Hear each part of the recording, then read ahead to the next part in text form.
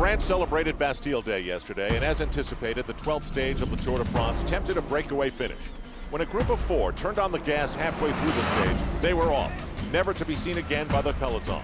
With a handful of attacks, Jaroslav Popovych finally succeeded in losing the other 3 riders and brought home a much-needed win for Team Discovery, the first of his Tour de France career.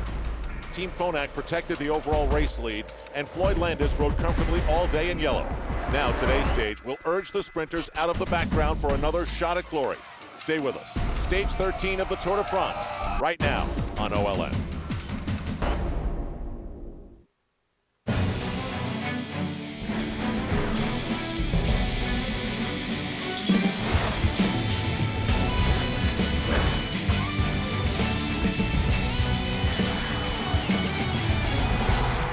This is the Saab Tour pre-race show as we continue to bridge the gap between the Pyrenees in the west and the Alps in the east. Montélimar is the finish line of stage 13, beginning in Béziers today. There's the control room, the mothership for our OLN coverage, but they're very bossy. They're always telling us what to do, like, go. Al Trautwig along with Bob Roll, welcome to our coverage of Stage 13. In a race like the Tour, you have to take calculated gambles along the way, either to take the yellow jersey or protect it in ways that you deem necessary. Yesterday, for example, Floyd Landis and Phonak let a breakaway go that included Discovery's Jaroslav Popovych. Now, to me, Discovery was like a monster that was ready to keel over and die, but now they've got new life. Absolutely, new life. Jaroslav Popovych getting in the breakaway with a very high-powered group of riders and making it to the finish line, reversing the fortunes that were starting to fall for Discovery. A bike race, you can never know what's going to happen, and Popovych did a great job to win the stage for his team. Altering strategies for Discovery, here's their director sportif, Johan Bruneel. Each stage for us is going to be like it's the last stage of the Tour de France. Well, that's the way it felt because Paolo Salvadelli, after yesterday's stage, collided with a fan, fell and injured his back.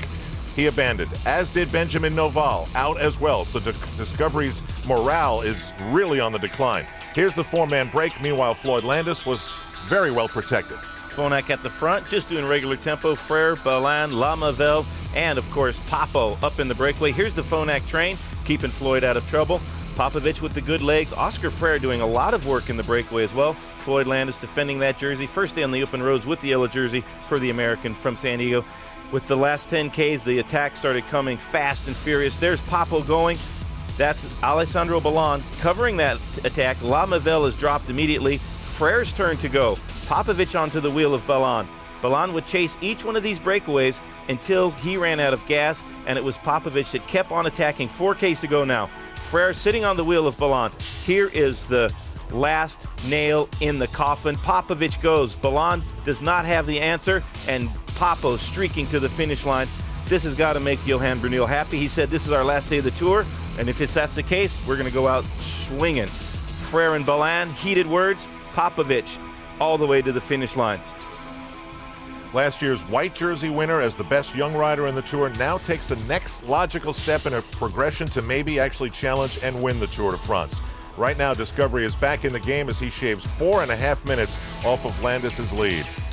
As a result of that, Landis has a lesser lead over Popovych, who moves to the top 10, but he still holds on to the yellow jersey as the overall leader in the race. There's Floyd Landis getting the yellow jersey for the 2nd time in his career, and that's a beautiful feeling. Floyd, a very, very happy man. So as Floyd Landis gets used to being the leader of Phonak and the yellow jersey wearer of the Tour de France, we have to look and see what's changed. And really, Popovych is the only thing that's changed in the top 10. Here's the GC, the race for the yellow jersey, and it is, as always, presented by Michelob Ultra. So there's Cyril Dessel, the man that Landis took the yellow jersey from, not expected to be a challenger, but then you start talking about the contenders. Menchov, Evans, Carlos Sastre had a good day in the mountains, and Cadel Evans looming large there.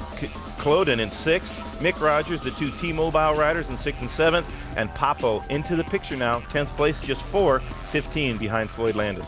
Levi Leipheimer is still in the game after a very solid stage 11. George Hincapie now probably has to give way to Popovych as the leader of Discovery. Most definitely. Zabriskie there, losing some time in the mountains, also down to 71st place.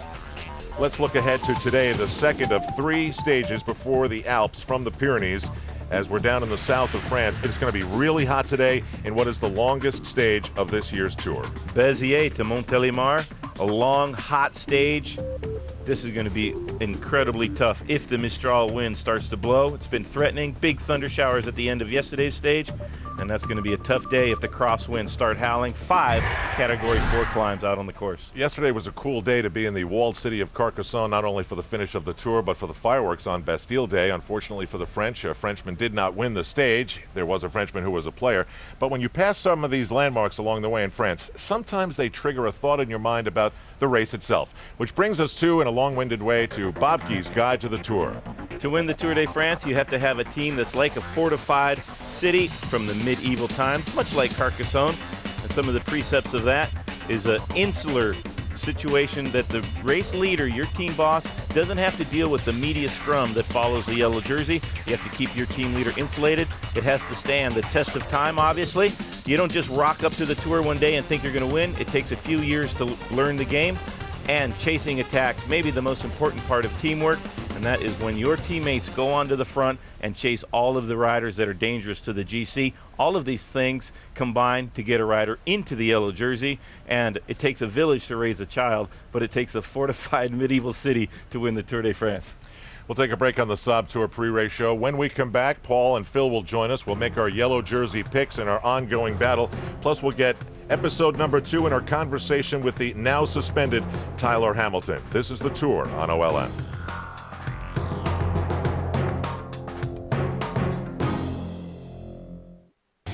The 2006 Tour de France pre-race on OLN is presented by Saab. Once you build jets, you don't build just another car. Saab, born from jets.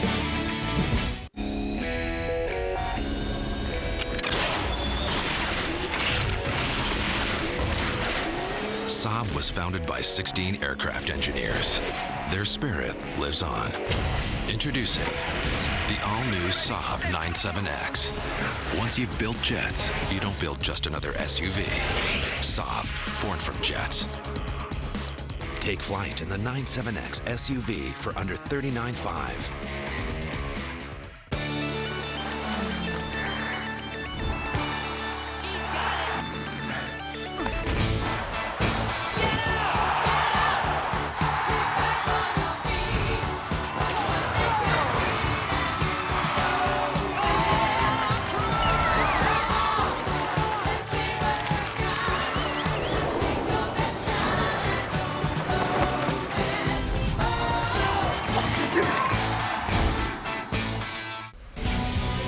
Surrounded by sunflowers today, we welcome you back to the Saab Tour pre-race show. Trying to generate some excitement will be the breakaways again.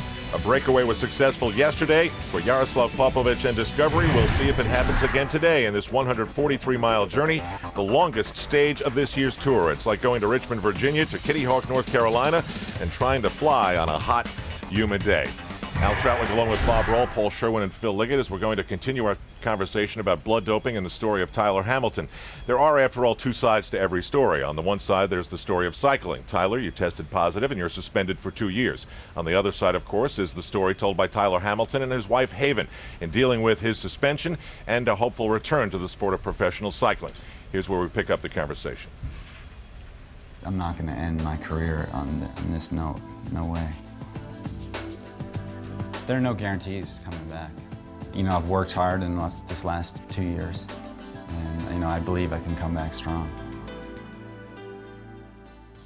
I miss it a lot, so I'm super hungry to come back. You know, and also, you know, I'm angry about what happened. I'm really angry. I'm using that in a positive way to help me with my training, and I think it'll help me dig deeper when I'm back in the races. I think one of Tyler's best coping mechanisms throughout this whole ordeal has been his training, and he's actually been really fortunate that we've been based here in Colorado, and there have been an awful lot of cyclists for him to train with and ride with, and it's almost been sort of constructive therapy for him. And I've been happy to see him do that. I know that cycling is still a huge passion for him and a huge part of his life, and he has not lost any of that throughout this ordeal. So I'll be really happy to see him pinning on a number again. I've been starting to go through the process of talking to teams and getting feelers for who might be interested. You know, I probably won't make a decision till sometime in July. And as far as my first race back, my hope is to race the World Championships in Austria.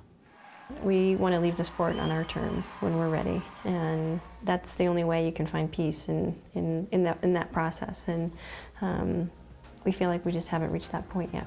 I believe in myself, and I believe if I work hard, I can come back to where I was, and again, hopefully better. If I didn't believe that, I don't think, I don't think I'd come back. Now, compared to the other major sports in North America, cycling's pretty harsh. 2 years right out of the chute for Tyler Hamilton and anyone else. Now, the rumors persist, and he's not out of the woods yet with the Spanish Inquisition. If something is proven, for example, a guy in the midst of a 2-year suspension would be banned for life. As you look, and feel free to laugh whenever you think necessary, the NFL, NBA, NHL, and Major League Baseball programs for dealing with doping and drugs. The question is for cycling, is it too harsh? Is it harsh enough? What do you think about 2 years and then life? Well, I personally think you've got to make a decision. If you don't want cheats in sport and you're going to have them with drugs, then you've got to ban them. And I think the first offence, you should be banned for life. The other sports are playing with it. They don't really want to get involved in it.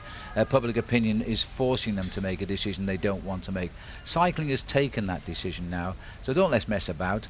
One offence and you're out. Agree or disagree? I disagree a little bit, because there's so many problems with actual testing mechanisms that how, for example, can Tyler Hamilton, if he's innocent, how can he actually go out and prove his innocence? That's the difficult thing. I know there are so many mistakes. I mean, you talked yesterday, the analogy of many people who are in prisons guilty of murder are actually probably innocent. And that's the difficult thing about such a severe ban. I have to agree, 2 years and then life is a lot to face as an athlete, and human error is also in the equation. And 2 years and then 4 years, that would be 6 years if you had 2 offenses, and effectively your career would be over anyways. I think a lifetime ban is a little bit too harsh.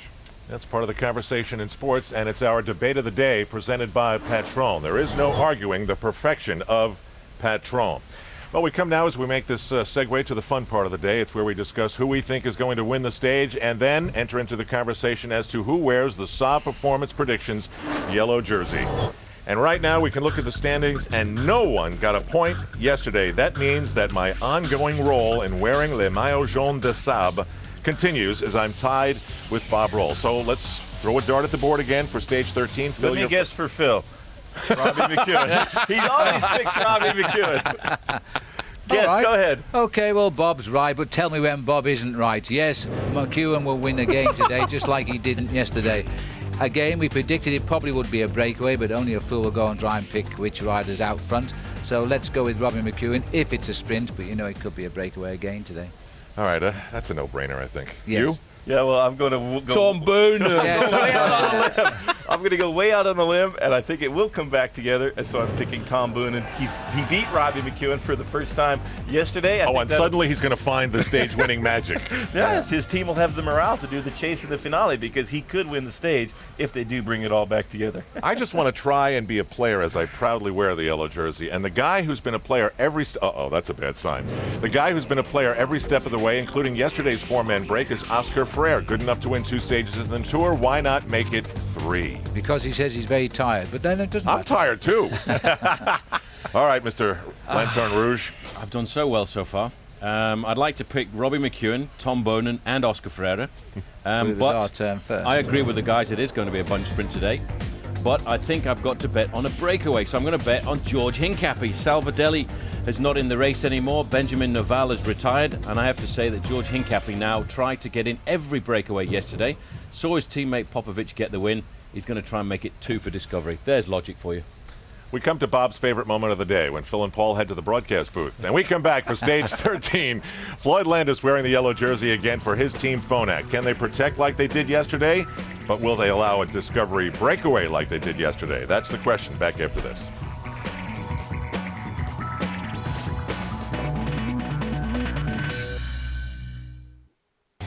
The 2006 Tour de France pre-race on OLN is presented by Saab. Once you've built jets, you don't build just another car. Saab, born from jets.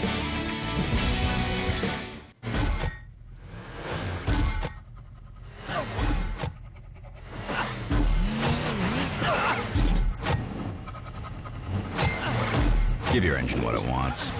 Always ask for Pennzoil. Our workday never ends. I'm not saying our people don't go home or have lives, but ending our workday here doesn't stop our best thinking from moving forward someplace else.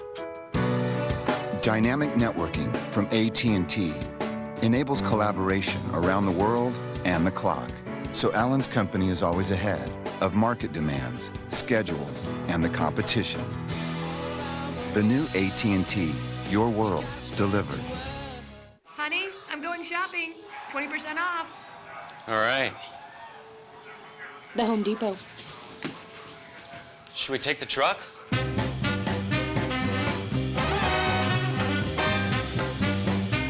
For years, I ate a lot of burgers and fries. And it showed.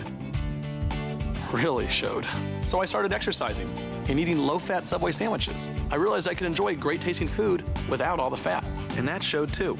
And the delicious new bourbon chicken sandwich helps me keep it off. Tender chicken in a zesty sauce, hot and fresh from the oven, with just 5 grams of fat. 5! McDonald's spicy chicken has 17. Weigh your options. Choose Subway restaurants.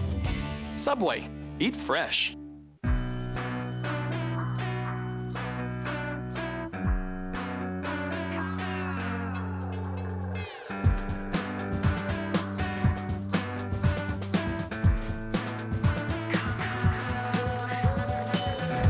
Your life doesn't have one dimension. Neither should your beer. Michelob Ultra. Because you do more. It does too. Live life to the ultra.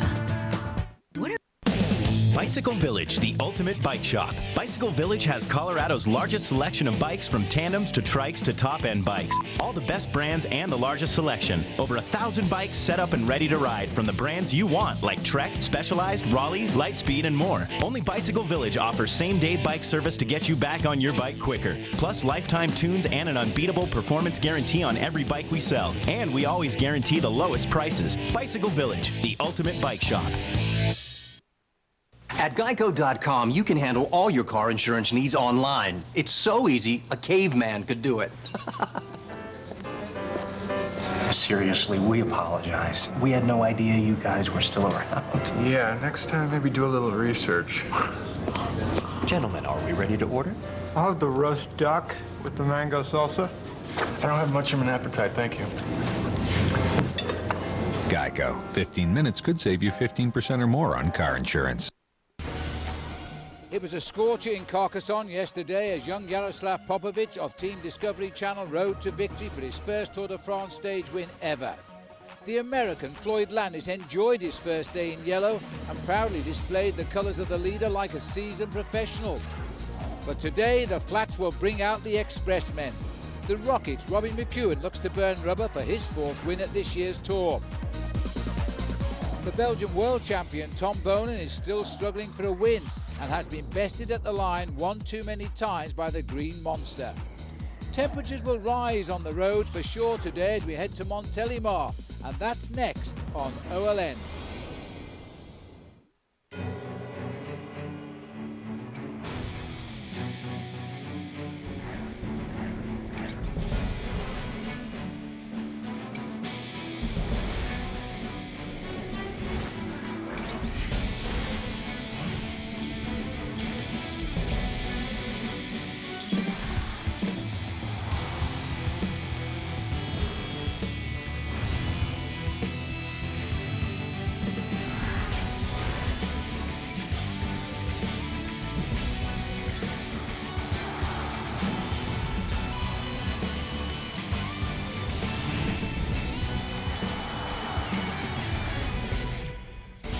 Fans celebrating Bastille Day in Carcassonne last night with the finest firework display in France, and it was simply magnificent. Today, the riders move on a massive stage, the longest, 230 kilometres now, as we complete 2 weeks of the Tour de France. Robbie McEwen supporters are in town as well. Welcome to the commentary box, everybody, and our live coverage of the Tour de France. Yes, 14 days now, riders have been chasing that yellow jersey around France. I'm Phil Liggett, this is Paul Sherwen, and the man who's landing that dream right where he wants to right now is Floyd Landis, Paul. Floyd Landis had his first real day in the yellow jersey yesterday. Only a slight advantage, 8 seconds over the Frenchman Cyril Dessel, but he enjoyed it. But it gave him a taste of what things are going to be like to come, because he's going to face up to 2 very difficult days, Phil, before we get back into the mountains. Let's face it, the big battle will be in the Alps. 3 very hard days, but these are long, hot days here. They're dangerous days. You've got to stay vigilant. This is the situation. Landis leading. 3rd place, Denny Menchov at 1 minute and 1 second. Cadell Evans only 1 minute 17 further back in 4th. These are the men we see as the contenders now. Popovych came up into 10th place yesterday after his victory. Leipheimer has raced himself back into this Tour de France. He now sits in 14th place. Acevedo 19th and George Hincapie there in 39th. Now Acevedo and George Hincapie, we mention those names because what has happened at Team Discovery? You are asking us. Last year they rode very well, of course. In the last 7 years they've won the race. Paul, they collapsed in the Pyrenees this time. Yes, they collapsed in the Pyrenees, probably because they didn't have the linchpin, the keystone. And last year, the last 7 years, the keystone has been Lance Armstrong. He's kept the group together. I think they were a little bit lost in the Pyrenees, but they learned something because I think they realized that they needed to change their tactics this year, and they put it into practice last year, because last year, for the first time, they decided to go out for stage victories. The first one went to George Hincapie on a big Pyrenean stage, stage 15. That was followed up a couple of days later by a brilliant win by Paolo Salvadelli on 17th stage. Then it was all done again yesterday, because when we charged into town, it was Jaroslav Popovych who got himself a stage victory, bolstering the morale of the troop, I think, and setting it up for what is going to be a very good last week for them, because they're going to race this Tour de France as if there's nothing else left. Well, let's look at how they stand now. Yes, the order's gone out to win as many stages, because I think the win in Paris has gone. Popovych alone is the best placed in 10th. Watch out for Acevedo or Hincapie to go hunting for a stage win. This is their situation overall, and 2 riders abandoned yesterday. Paolo Salvadelli, a bizarre accident going to his hotel the previous night. He went out yesterday, and a few minutes later, his teammate Benjamin Novell followed. Well, let's take ourselves back to the start this morning. 160 riders. Floyd Landis facing up to another day now in the leader's yellow jersey. Absolute scorcher as the riders on T-Mobile here take them away from Béziers, where they travelled overnight to the start. The first climb coming at 57 kilometres. Small breakaway already on. Sylvain Chavanel, Oscar Pereiro, Andy Grifko, the first 3 riders cruising over the top. The second climb of the day, and again there was more action. This breakaway is consolidated, by the way, since it went away. And Grifko, Kinziato, Jens Voigt, and we've now given you the 4 names of that breakaway. Then there came a sprint, and again no big effort here. The boys enjoying the sun as they continue to pull away. Kinziato getting the points there ahead of Pereiro and Voigt. Well, this is the last climb so far of the day at Anduze, and Chavanel building up another win there with Pereiro and Kinziato. But the situation now, Paul, as we look at this, we have got 5 riders clear. Jens Voigt, Oscar Pereiro, Silva Chavanel, Manuel Kinziato, Andriy Grivko are in the lead. And now take a look at this. At 95 kilometres to go, they are heading towards town, nearly 20 minutes ahead of the pack. That is a monstrous lead. We should have expected it. I thought today the sprinters might have come to the front and prevented a breakaway succeeding, because this is really the last chance the sprinters would have had, really all the way up to the Champs-Élysées.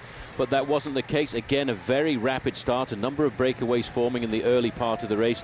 Garcia, Acosta and Rick Verbrugge of Belgium tried to go clear just after 3 kilometres, but eventually, after 22 kilometres of racing, this 5-man group did form, and it's got some pretty serious heavy hitters in there. Of course, in the black jersey at the front, Oscar Pereiro was the man of the end of the Tour de France last year, eventually got himself a stage victory in Po. But also, Jens Voigt is a man who's been looking for the breakaway. The best placed rider in this breakaway is Oscar Pereiro, and he's almost half an hour down. Well, he's only 8 minutes down at the moment, of course, because he's recuperated 20 minutes of his overnight deficit lost in the mountains. He's not riding quite as well as he was last year, dicing it out with George Hincapie up in the Pyrenees there. Well, for a few days now, we've talked about we haven't seen much of Jens Voigt this year, but here he is in a typical escape today, and it is hot, very hot indeed. And it's likely to be up to 96 degrees Fahrenheit as they head. Now, we got a late storm last night just after the riders finished in Carcassonne. Now, while this weather remains hot, there is a serious threat of thunder, and it'll come in about an hour or so if it comes at all. But we're looking down at the peloton. This is not a pressure day today now, as it's turning out for Floyd Landis. He'll be very happy with this now, won't he, Paul, the way it's gone? Well, it's a good status quo. It's very reminiscent of what we've seen in the past 6 or 7 years, as we've seen the breakaway going clear. No riders seriously dangerous in the overall classification. They've been allowed a certain amount of freedom today. That freedom corresponds to about 20 minutes. Feeding time for the riders on their way today, which means they are now arriving at Bagar, which is 122 kilometers done, but 108 still to race. And the breakaway on our computer now, 19 minutes and 28 seconds clear. Well, the boys that read it may well have chosen the winning move of the day today. Oscar Pereiro, Jens Voigt, Sylvain Chavanel, Manuel Quinziato and Andriy Grifko. It's a flying cross-section of the nations taking part in this year's tour as well. It certainly is across national breakaway, but I don't think the main field are going to see them back again, because I'm trying to figure out who might chase this down. Robbie McEwen had a little bit of a revolution on board with his team yesterday, because Cadell Evans came up to him and said, look, Robbie, don't panic. Let's not completely destroy the team in a situation like this. I don't think Team Quickstep have got the ability to go to the front either and chase it down. So in theory, the win today should go to one of those 5 men at the front of the pack. This is the riders snatching their feed bags here now as they prepare for a long breakaway. To succeed, I think these guys, well, if you're on the Phonak team, they're going to be very happy with this. Everybody was frightened of today's stage, the longest stage, the hottest stage. They're only just away from the Pyrenees, and they've had very long plus 200 kilometer stages every day since they left the Pyrenees, and indeed that last day in the Pyrenees. So the riders are sort of hoping that something would happen. A group of riders a long way behind will get clear. Obviously the pace will have to be picked up, otherwise Oscar Pereiro will be pulling on that yellow jersey shortly. 28 minutes 50 is the situation. He's now picked up nearly 20 minutes of his losses, so they won't just cruise along for too much longer before they start to close this down again. Usually will happen now. They've all had a nice little feed. We'll take our first break and rejoin us. The 2006 Tour de France on OLN is brought to you by Hampton Hotels. Visit us online at hamptonin.com or call 1-800-HAMPTON. And by LLB, official outfitter of OLN.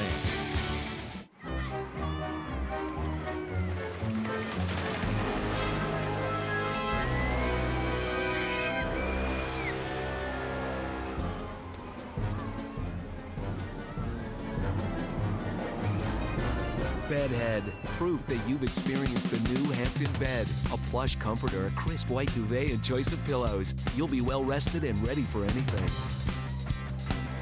Hampton, home of the proud bedhead.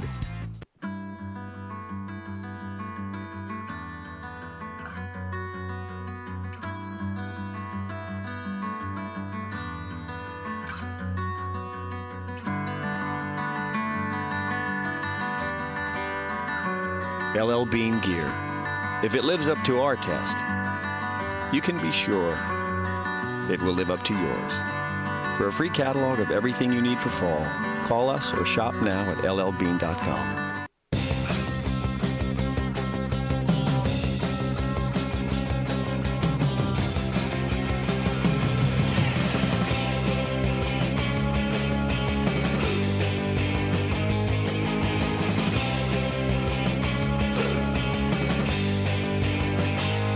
Some perfection is debatable. Some is not.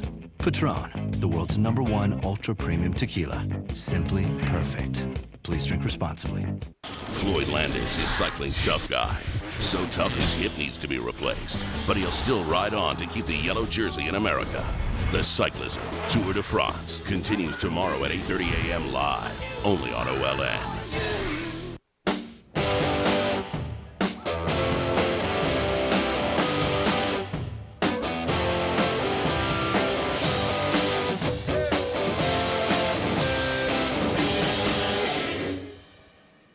Got a lot of stuff to paint, but not a lot of time.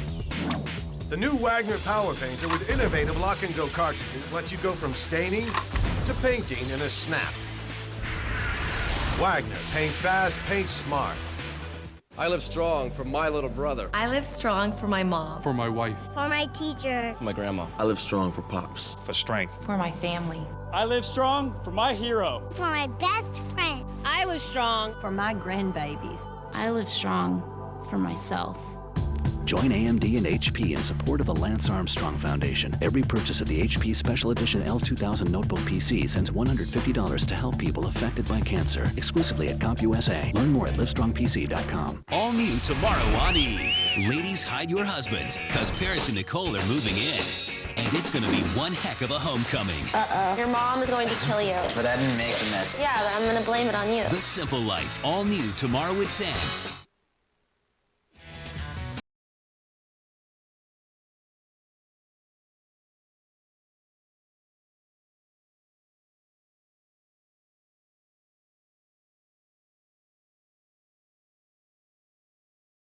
Welcome back. Live coverage of the Tour de France today. We're coursing the undulations of the Department of the Gard in through the Ardèche, and we finish in the Drôme today at Montélimar, made famous, of course, for its famous nougat.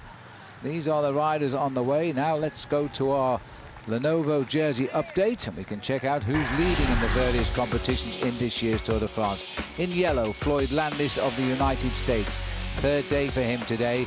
Robbie McEwen leads in green, has done now for more than a week. The best young rider lost it for a day but got it back. Marcus Foten looking good as the best rookie. And the mountains competition, David de la Fuente rode brilliantly in the Pyrenees. He's a bit tired, but he's hanging on to the lead in that competition for the moment.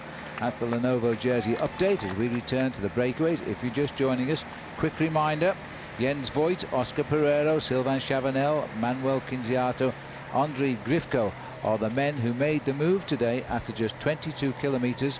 And now here we are way down the road, just on 100 kilometers to race. And these boys are nearly 20 minutes clear of the field.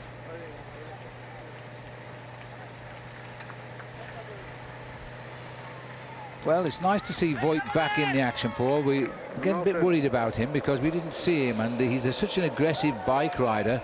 He's got ants in his pants. He can never stay quiet for long. Well, no, but I think he was picking his stages, Phil. Jens Voigt is a very serious bike rider. He's been around for an awful long time. We knew him when he first turned professional for an Australian team, which was run by Heiko Salzweden, the German coach at the time. And he's learned throughout the years, riding for some of the top teams, to take the race Bible at the beginning of the Tour and cross off a couple of stages, and this is probably one of the stages that Jens Voigt crossed off. He knows, like for example last year, he went out on a massive breakaway, got himself the yellow jersey, and then was eliminated from the race. He knows you have to be very careful in a 3-week race just how much energy you put out. Well, Team Phonak are always going to be occupied today. All of their 9 riders still in this race. Interesting fact, 160 riders started this morning, and at this same point last year in the Tour de France, there were 162 in the event. And take into account that we started 22 men short this year because of all the various controversies which surrounded the Tour at the start in Strasbourg. We had 176 on the start. We've now got 6 of those 20 teams intact, and we've got a problem here for Agri Turbo. They lost a couple of men on their team yesterday. Yeah, rather sad, because yesterday at the start of the stage they said to themselves that they were going to make it a point of pride to try and get all 9 men up to Paris. Manuel Calvente, one of the Spanish riders on Agri-Tubel, they lost 2 men yesterday. This is one of those times when the team mechanic here may be having a bit of a snooze in the car. He wasn't quite ready for a bike change. Well, you get back because the race isn't angry just now. They're allowing that breakaway to run. It'll change, but believe me, I don't think they're going to catch them today, but they will certainly reduce that huge margin, that's for sure. Well, it's almost tickling the 20 minutes, and it certainly will move up the man who is highest place in the overall classification quite a bit, Oscar Pereira, who climbed up well last year towards the end of the Tour, because losing that amount of time, that'll probably pull him up into the top 20. But again, I don't think riders at this stage of the Tour, Phil, are really worried about finishing 18th, 19th and 20th in the Tour, or even 6th, 7th and 8th. They're thinking purely about trying to win individual stages. Well, looking back here at the Peloton are in Le Saut de Loup at the moment, or the guy who punctured was. Now the field have already moved on already, 88 kilometers to go. So they've gone a little bit further out down the road. Just looking here at the Phonak riders at 19 minutes 50. We're virtually 20 minutes now If we get to 28, there's a new leader of the Tour de France on the road, then I think there'll be fireworks back in this main field for sure. It's not that long line, but this isn't in anger. These are riders just enjoying a very hot day today. There's been one or two riders grumbling a little bit about the length of these last 3 days of racing. All stages over 200 kilometers. And it's not just the distance in this part of France, it's the heat. It's almost desert-like. They'll get a nice view, we won't see it, I don't suppose, of Mont Ventoux on the route today. It's just off to the right-hand shoulder of the riders as they course up towards through this lovely area near Provence. There's life at the finish. We're all enjoying ourselves here with this oil drum band on the finishing line. We'll take a break, come back soon. OLN serves up the return of Pete Sampras in the network premiere of World Team Tennis, a unique and exciting format featuring the best players in the world, head-to-head, team-to-team, and leading up to exclusive coverage of the championship match in August. It's World Team Tennis on OLN. Sunday, Pete Sampras and the Newport Beach Breakers take on the 5-time WTT champs Sacramento Capitals. World Team Tennis presented by Advanta, Sunday at 11:30, only on OLN. Honey, I'm going shopping. 20% off. All right. The Home Depot. Should we take the truck?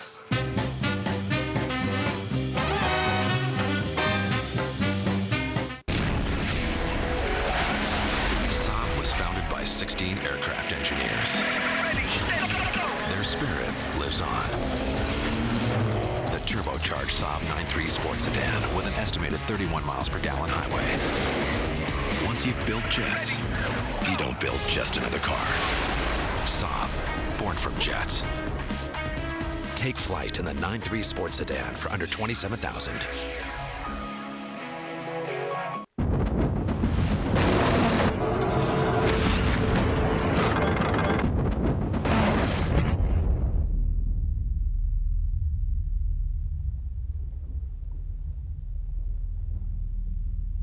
This week on Wild Over, me and Gorb are down south for an invigorating winter break.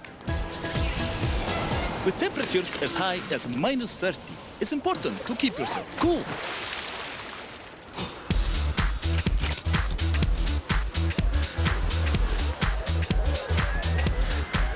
Antarctica, the biggest party island of them all. Brought to you by new Smirnoff Ice. New invigorating taste. Premium malt beverage, please drink responsibly.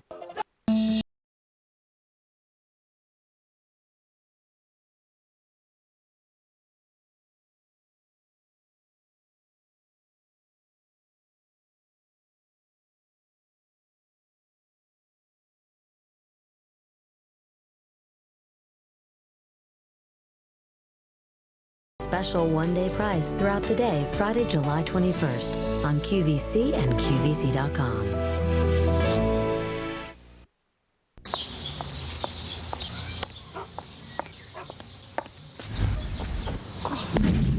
Free yourself from big phone bills. With Comcast Digital Voice, you get unlimited local and long distance, plus 12 popular calling features, while saving more than 20% over Quest. And it's only $39.95 a month for Comcast customers. Comcast Digital Voice. It's Comcastic. Switch to Comcast Digital Voice risk-free and get all your Comcast services on one bill.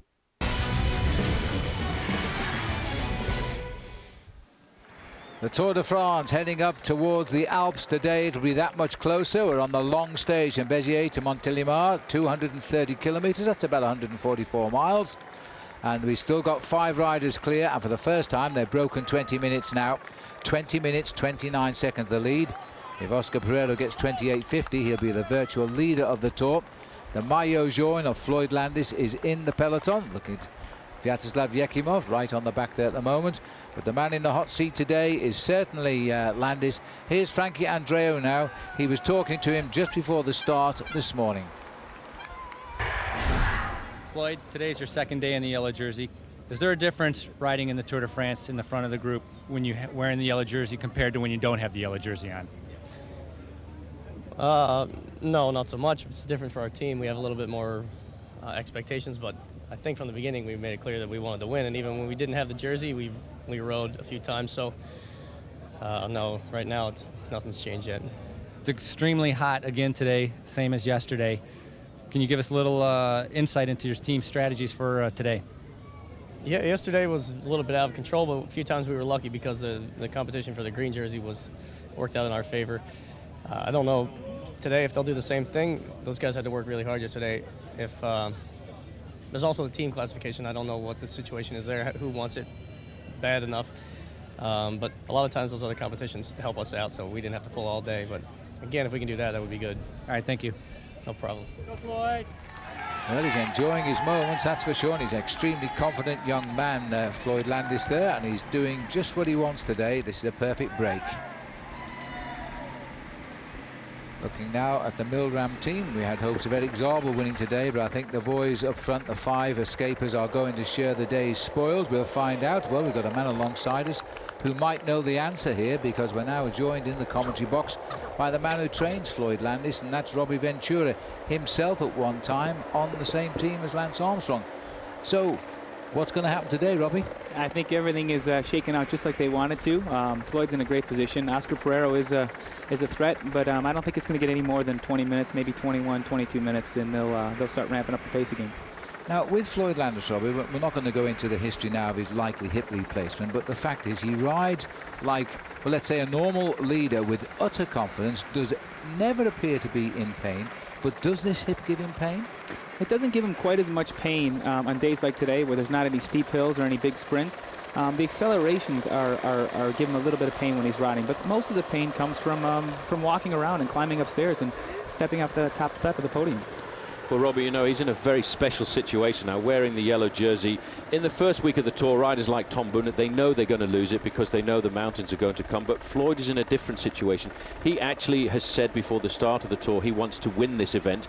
Riding alongside Lance Armstrong for 3 seasons, has that helped him? Has that taught him how to handle the pressure of being the man at the top?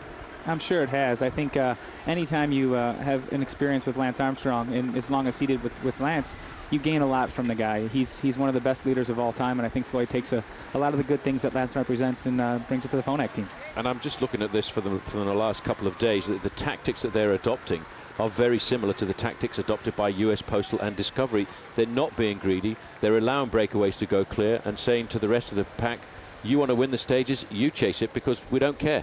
Absolutely. I think there's a whole political game that goes on with these in the pro peloton, and people aren't usually aware of it. But you have to maintain your friendships. You have to make sure, and that's part of John LeLong's job, is to really cement friendships with other teams that have other things in the line, and it's working out. Well, one of my team managers when I raced reminded me of a very famous phrase. He said, "You can never make a man win a race, but you can always make him lose it." And I'm sure Floyd thinks about that. Absolutely. I think, you know, having the yellow jersey and being on the front of the peloton for the last 2 days, the whole team is stepping up to a new level. And I think it's evident with how they started the race to how they're riding the race right now that they really want this yellow jersey, and they want to keep it all the way to Paris. We'll find a quick technical question. We've seen Floyd. We know that you get all of his information loaded down every night on the amount of wattage he's put in, the amount of work that he's done during the stage. Is he recovering well from the Pyrenees? Has he got through these stages well? Is his body ready for the next assault? I think so. Alan Lim does a great job of taking all that data and sending it to me and sending it to LeLong and even giving it to Floyd. And what we learned is this tour has been very difficult these last couple days. I mean, yesterday's stage was the second hardest stage of this year's Tour de France, and the day before was by far and away the hardest stage Floyd has ever had at any Tour de France. So recovery is super important. I think the long 7 and 8 hour days that Floyd's put in are showing through because he's recovering just fine.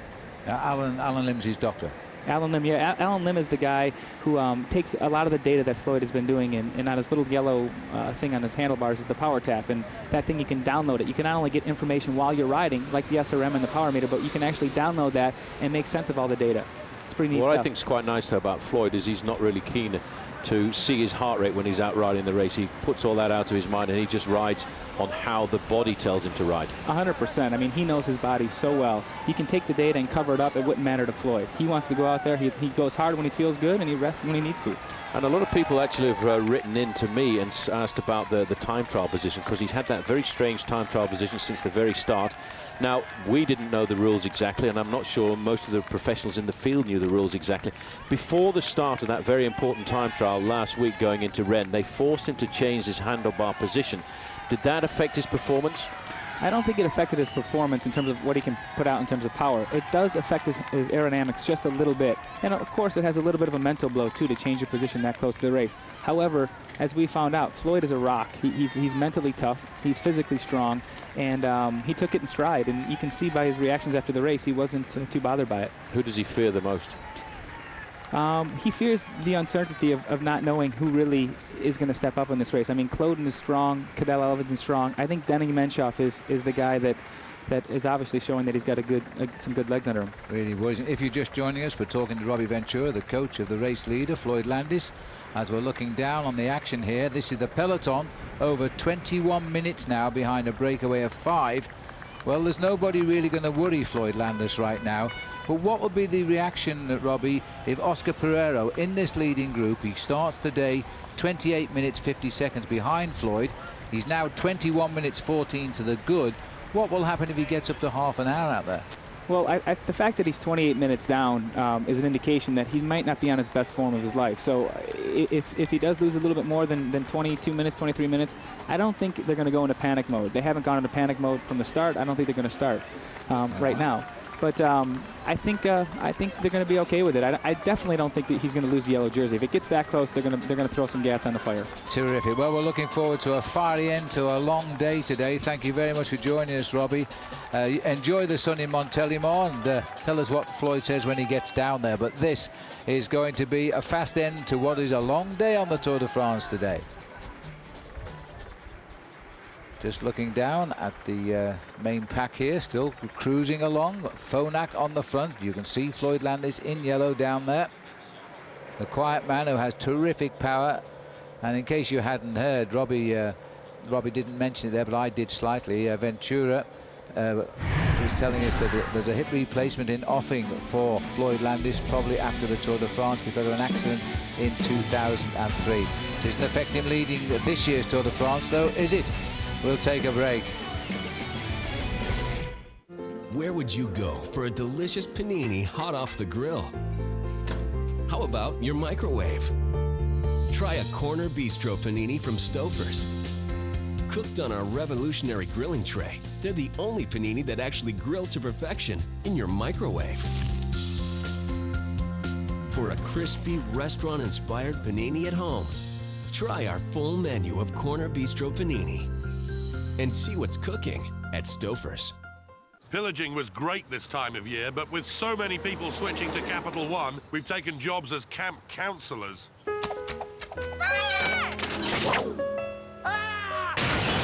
Burnt a village to the ground, doo-dah, doo-dah. We're not exactly role models. For low rates and great rewards, switch to Capital One. What's in your wallet? Put your backs into it!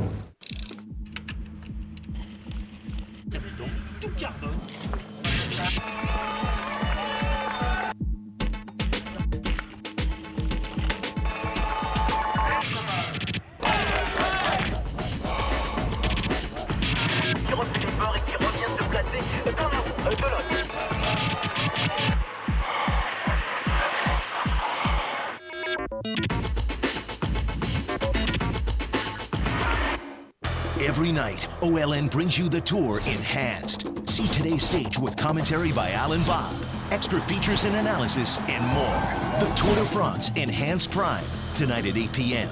Brought to you by Capital One. OLN Survivor Wednesdays returns with an earth-shaking season. Brace yourself for Survivor Vanuatu Islands of Fire. The gender war is about to explode.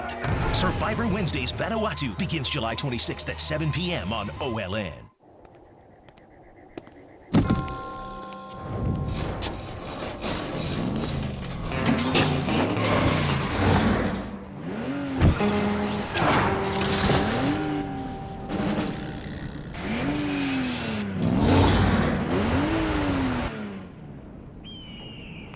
Your engine knows what it wants. Pennzoil Platinum.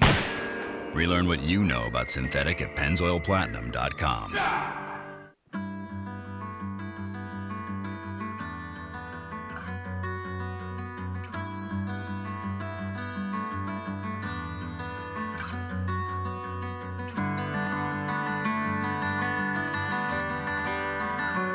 LL Bean gear. If it lives up to our test, you can be sure it will live up to yours. For a free catalog of everything you need for fall, call us or shop now at llbean.com.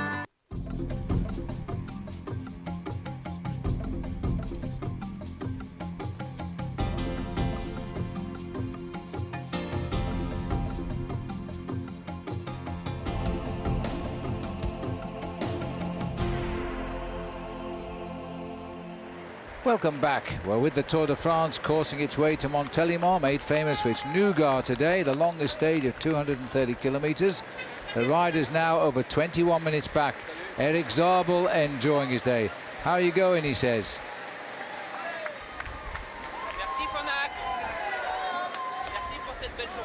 And he says it's thanks for a very nice day. This is Christophe Moreau.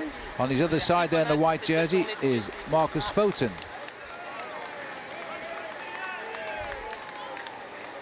Well, it doesn't look too much effort on the faces, does it? Well, they are cruising at just on 42 kilometers an hour as they continue towards the finish, but they are just holding the leaders at the moment around 21 minutes.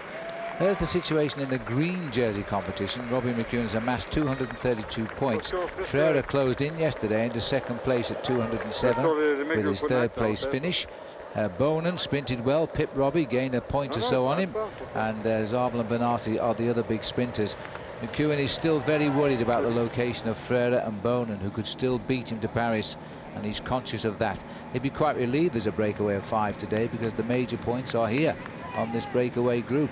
Number 17 on CSC is Jens Voigt, 134 Sylvain Chavanel.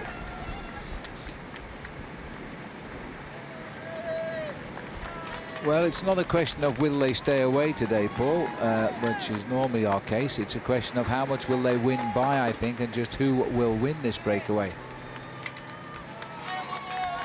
Just looking here at the 5 riders clear.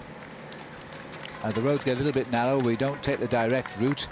We're coming in a sort of south from the southwest, really, as we head up now to the northeast and then turn north. The riders later, if they haven't already seen us on the highway, we'll pass the giant of Provence, Mont Ventoux. We'll all remember that great battle a couple of years ago between Lance Armstrong and Marco Pantani. Lance, I think, regretting the fact he allowed Pantani to win that day, if he could have done anything about it, that is, and because he never got a chance of saying he'd won a stage of the Tour de France on Mont Ventoux after that. Well, it was a complicated day, I think, on that occasion. And just listening in to what Christophe Moreau had to say a few moments ago, he didn't seem very happy that in fact the Phonak riders weren't chasing down that group. He felt that he was starting to lose his place in the overall classifications. My only argument to that, Phil, is if he wants to keep his 9th or 10th place overall, why don't you go to the front? Absolutely. Sometimes the old timers in the Tour think it should always be a pattern. The man with the yellow jersey and his team should do all of the work. Well, I've got news for them. I think cycling is changing, especially with this Tour de France. And if you want a high finish, do something about it. Absolutely, that's the important thing. Floyd is not riding for Christophe Moreau. He's not riding for Andreas Kloden. He's not riding for anybody else in this race. Floyd Landis and Phonak are riding for Floyd Landis. The riders in that breakaway are basically all very far down in the overall standings. Oscar Pereiro, 28 minutes and 50 seconds down at the start of the day. Probably what's really rattling poor old Christophe Moreau is Sylvain Chavanel is moving up to possibly become the best Frenchman at the end of the day. And that's the one thing that I really find amusing about the way the French riders compete in the Tour de France. They all race to be first Frenchmen instead of actually racing to win the event. Yes, it's 20 years now since Bernard Hinault flew the flag for France as the last French winner. Since then, America's won it on 10 occasions. This is the breakaway, and they're tapping along quite nicely. The gap's slowly but surely climbing. There will be a reaction, believe me, but it won't be a reaction to catch these boys. It'll just reduce the gap. That's all, no more than that today. Well, while they're riding along the road, we'll go to Saab Watch and win sweepstakes, and you go to olntv.com/fly to the finish. A chance to win a Saab 97X or a Cervelo bicycle. And you can also win a yellow jersey, by the way, signed by us. And here is the watchword for you today. It is musette. I hope you saw that. It flew on and flew off like they do in the bike race.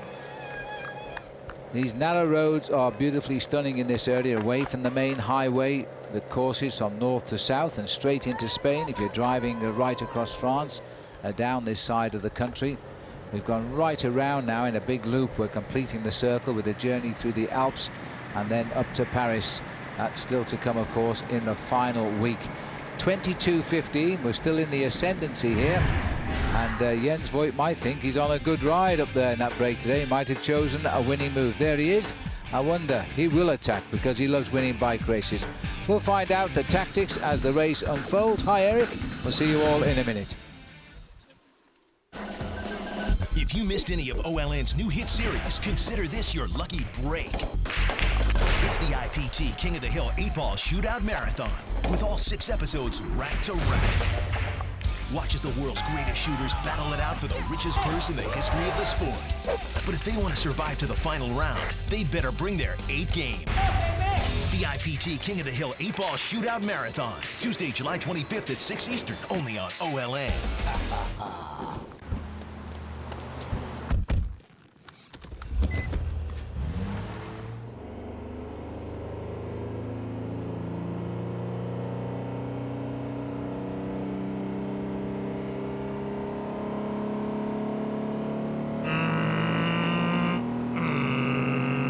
All power with no shift shock. The next Nissan Maxima with CVT, part of the next generation of Nissan thinking. She's the pride of Paris, but she was supposed to be torn down until she became a radio tower, then a TV antenna. And now, millions of folks climb to the top and pay for the privilege. Wouldn't you like to find new ways to make money with what you've already got? Hi, everybody. I'm Walanda, telling you that Comcast high-speed internet is worth it. Worth it to download quicker, to win auctions in the last second, and worth it to help with that homework. You can have high speed, surfing up to 100 times faster. Want all the worth it of Comcast high-speed internet? Check this out. Call 1-800-COMCAST today and get high-speed internet for just $29.99 a month for 6 months. Plus, get a self-install kit for just $1. Comcast high-speed internet gets a thumbs up from Oxygen and a W for worth it. One chick, one chicken dinner. 6 chicks, 6 chicken dinners. 1 is good, 6 is better. Especially for NASCAR Nextel Cup Series racing. Now you can add not just 1, but 6 channels of in-car coverage, plus data, telemetry, and team audio, all with NASCAR in-car, only on digital cable. Order today for just $69. Call 1-888-COMCAST today. When it comes to sports, we're on your team. Welcome back to the beauty now, as we're still riding through the department of the Gard, and they're ready for the Tour de France today as we now head on towards Montélimar, the longest stage of the race, and the Peloton trying to have an enforced day off here. 23 minutes 35 seconds and still going up for those 5 riders out in front. Jens Voigt, Oscar Pereiro, Sylvain Chavanel, Manuel Quinziato, Andriy Grivko. All 5 different nationalities there. All the team cars behind. This is the leading group. So this looks like it might be Oscar Pereiro here, having his shoulder looked at. Oh, he's okay. 23:41. He's now going back to his team car. Probably for drinks. There'll be a lot of fluid taken today as they make their way towards the end. There are a couple of 4th category climbs, which will be springboards for an attack from these riders. I'm sure of that. As they get nearer the finish, they know that the field is not going to come and bridge 24 minutes. Let's take a look there. As you see, we're heading for the second sprint of the day today. There's only been 2 sprints on these transition stages instead of 3. 3, by the way, is the maximum the organisation is allowed to put in, but they've got 2 in these tight stages. Good conversation going on here, but it'd be all good news. I don't understand Spanish, but you can bet your life that it's the bunch behind are having time out, and they certainly are taking on the fluid, not worrying too much. Now, we've heard that the AG2R riders are very upset that the Phonak team are not riding now to close that gap down because they're endangering other riders overall. Well, it's up to the other teams, I think, to come and give them a hand out at the front, because they're not going to ride themselves into the ground chasing guys who are not going to affect them when we get to the mountains. So, as we look at the riders cruising along, let's have a look at the man that did so well yesterday. And it's time for the 10-2 Nike moment, brought to us by Nike.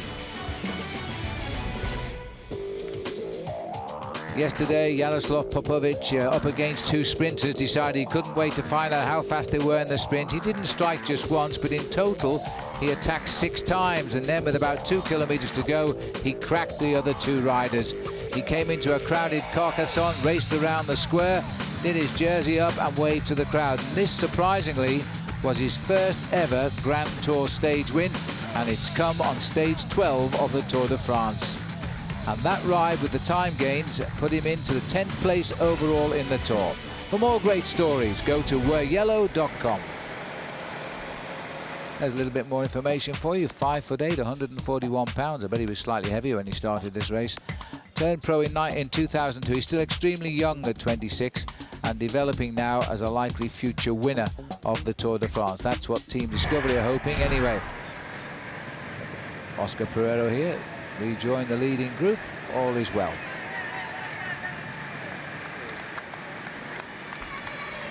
"24 minutes, Paul. This is getting to be amazing, because at 28:50 we have a new leader of the Tour de France.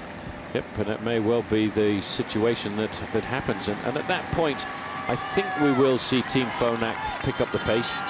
Basically, if they're riding sensibly and tactically, once they get to 40 kilometers to go, Phil, then they can then start to organize a pace at the front line. And that, I'm sure, will knock off 4 or 5 minutes in the last hour of racing, because the guys at the front, the 5 guys, although they're very strong, they've seriously got to start to weaken in heat like this.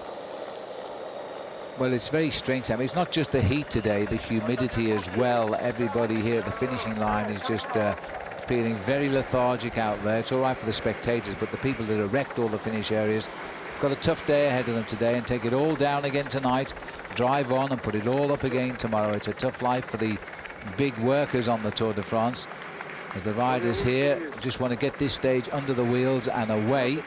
They knew it was going to be hot, but there is always the risk when this hot weather comes to the this part of France. We get tremendous thunderstorms. We had one last night, but the race had finished. But if it comes during the race, that will throw a different picture on the race. These are the riders on Phonak, all looking after the man in yellow, Floyd Landis, as ever. They're setting what tempo there is. Landis will just stay out of trouble and ride just behind them. Can't quite, there he is for you, there he is. So, well, remember, today we're watching this on OLM, but watch out, because in September there'll be major changes. Then you'll be watching it on our new channel. We're changing the name. OLN, it will become Versus, and we'll bring you exclusive events that you won't see anywhere else. The Tour de France, the America's Cup, there'll be tennis with the Davis Cup, boxing, the PBR, and as always, it's the only place to still find the NHL. It'll be the network for everybody who loves sports, whether you're a competitor or a fan. Are you up for the challenge? This September, OLN becomes a Versus. Boyga Telecom, Thomas Vogler here. Always recognise him, because he always unzips his jersey to the full, gets the wind around his back. Riding at the back of the race here, in fact, 24 minutes and 33 seconds down. I bet he would love to be in that breakaway right now. The hot mid-afternoon sun beating down on the peloton of the Tour de France. They got away, by the way, at around about 22 kilometers, some 13 miles in today. And then they just, in the first 19 miles of racing, they had gained 8 minutes over the field. So the field already had assessed who was in that breakaway, decided they weren't going to alter the final destiny of the race lead, and they went. We look here at them, number 169, Manuel Cinziato, the Italian on the breakaway. He'd love to win a stage of the Tour de France. He's never done that before. We'll take a quick break as we watch Oscar Pereiro make his way towards the end. See you in a moment. For 7 years, one man ruled the roads of France, but now his reign has ended. Who will inherit the throne? The cyclism Tour de France continues tomorrow, live only on OLN. OLNTV.com is on tour and right in the middle of the Tour de France. Get instant and exclusive access to clips, photos, bios, and race routes, along with stage summaries and forecasts from our team of experts. OLNTV.com, your link to the Tour de France.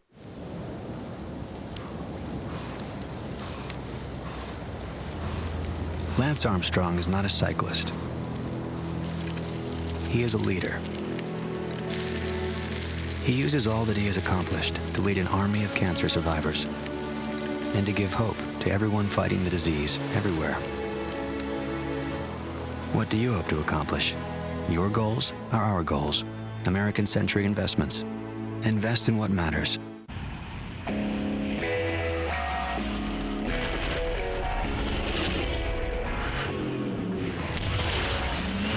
The aerodynamic principles that keep a Saab jet in the air help the Saab 9.5 remain firmly on the ground. Introducing the new 260 horsepower Saab 9.5. Once you've built jets, you don't build just another car.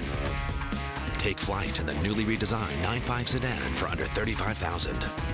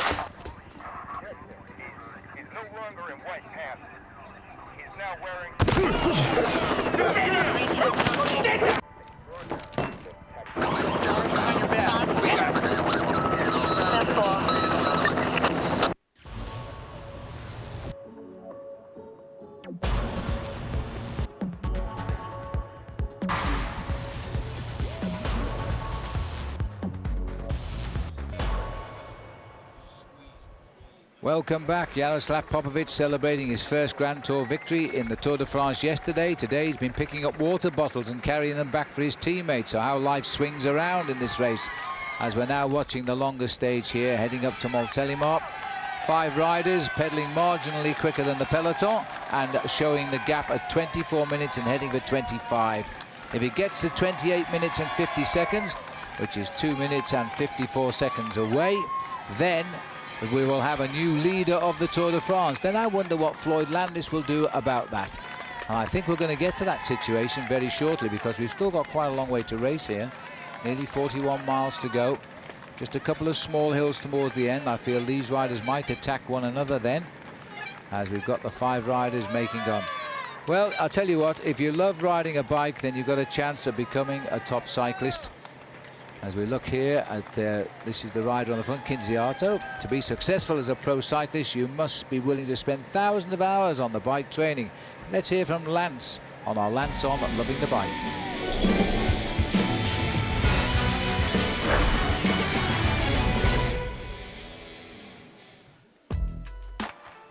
I love to ride.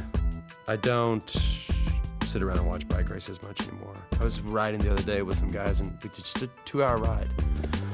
And I'm just trying to do this marathon, so I'm running, trying to run every day, and running's just horrific. But I got done with this 2-hour bike ride. I just said, you know, you can't beat a good bike ride. You just can't. For me, it's the greatest type of exercise. So, I love it. I think we all know how he feels. Today's Lance On brought to you by the Nike 10.2 collection, inspired by the man himself. Learn more about Lance and 10.2 at wearyellow.com. Back with the boys who also love riding a bike. Not too sure about this very minute in time. The hot sun beating down. They're all feeling hot and sticky. The mouth will be dry. More water required. And Floyd Landis saying, keep the pace up, boys. 25 minutes the gap now. We're getting close to that 28.50, aren't we? A few drinks being taken on here. Well, Paul, we're getting close to, we're inside 3 minutes now, and then we'll have a new leader of the Tour de France, first time for 3 days. Well, that's putting the the man in the leading group, Oscar Pereira, very close to the position of Christophe Moreau, because he's just tickling the 9th place, and maybe Christophe Moreau try and chase him down on his own. Well, Christophe is going to, he wants somebody else to do the work here. Once he gets over the time that Pereira has lost, everybody's going to be in a bad position. They're going to rely heavily on the fact that Pereira, who rode so brilliantly last year in the Pyrenees, doesn't suddenly find that same form when we get to the Alps, because then they will have made a big mistake, of course. But that's the nice part of bike racing. It is not always running true to form. Well, it really is. You have to bear in mind that if Oscar Pereira is so far down, it's because he lost a lot of weight, a lot of time on one individual stage. Almost 26 minutes he lost on the stage to the Plat de Beret. But getting the time back in a long breakaway like this is going to leave a certain amount of stress on his body as well, because it's a very difficult stage these riders are looking at. They're looking at leading this race for 210 kilometers if they survive to the finish. Pereira is the best man in the leading group of 5 riders. He started the day in 46th place, 28 minutes and 50 seconds down, followed by Sylvain Chavanel, 37 minutes down. The other riders, Grifko, Voigt and Kinziato, well, they're pretty much an hour behind the leader. I don't think we'll gain an hour today, will we? Well, you never know. We've seen surprises, but I don't think I've ever seen a group finish with more than 30 minutes. And 30 minutes was about the advantage that a man called Jérôme Simon had, Francois Simon had, on the day down to Pontarlier. And that was probably one of the biggest tactical mistakes that Lance Armstrong ever made. And he admitted to saying that he would never, ever allow that to happen again in a Tour. Well, but that was in the early part of the Tour. The first rider from Great Britain ever to win a stage of the Tour de France was Brian Robinson, and he won by 19 minutes on one occasion, and that was a ride and a half. And I still go cycling with Brian, and he's still pretty good, to say the least. He leaves me behind anyway. I'm not sure what that says. Back with the peloton here of the Tour de France, and we're looking at the 9 members, including the maillot jaune of Floyd Landis, all at the front. It's their job, or at least the race thinks it's their job, to just set the pace at the front, because they got the lead of the Tour on it. The others looking for a chance to take advantage. Well, everybody today is falling out of contention. 25 minutes and 15 seconds as they all bake beneath the sun. And towards the end, we're going to get a few ripples here. In the last, what would it be, the last 40 kilometers of the day, the last 25 miles, we start over a couple of hills, and that's going to hurt maybe the riders in that breakaway. And I think that's where Jens Voigt will start to flex his legs. Well, I think we've just seen a little bit of a change in the tempo here, Phil, because you see Team Phonak now starting to stretch out, and I think they've decided now to lift the pace up over the last hour or so of the race. They don't need to bury themselves on a stage like this, because they've got another difficult day tomorrow.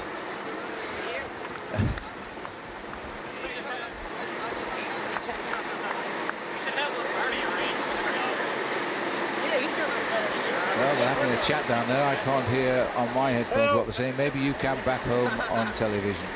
But this is Dave Zabriskie on the far side, and Floyd Landis.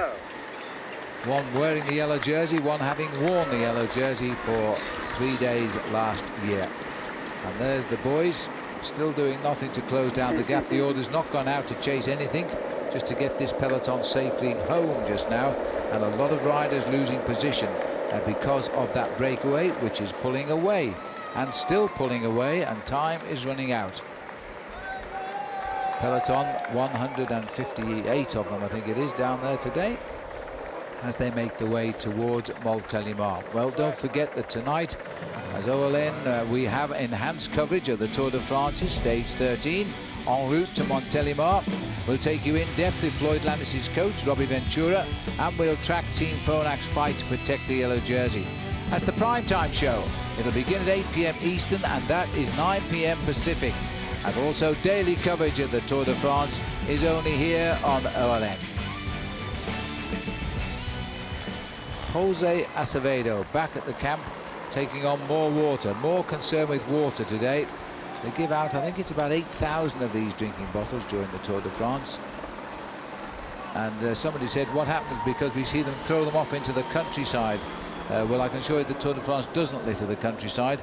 They do make sure it's cleaned up after they've passed through, but most of these drinking bottles are prize catches, so you very rarely find one lying around the roads by the end of the day.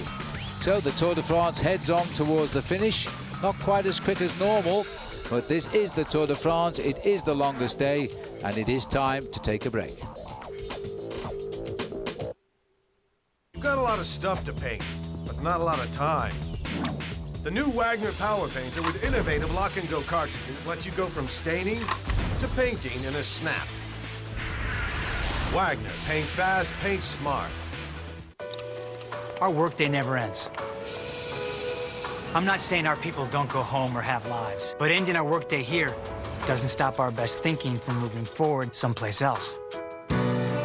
Dynamic networking from AT&T enables collaboration around the world and the clock, so Allen's company is always ahead of market demands, schedules, and the competition.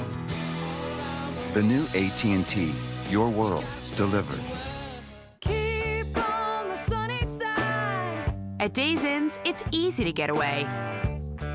You always get more on the sunny side. Why don't you keep on the sunny side of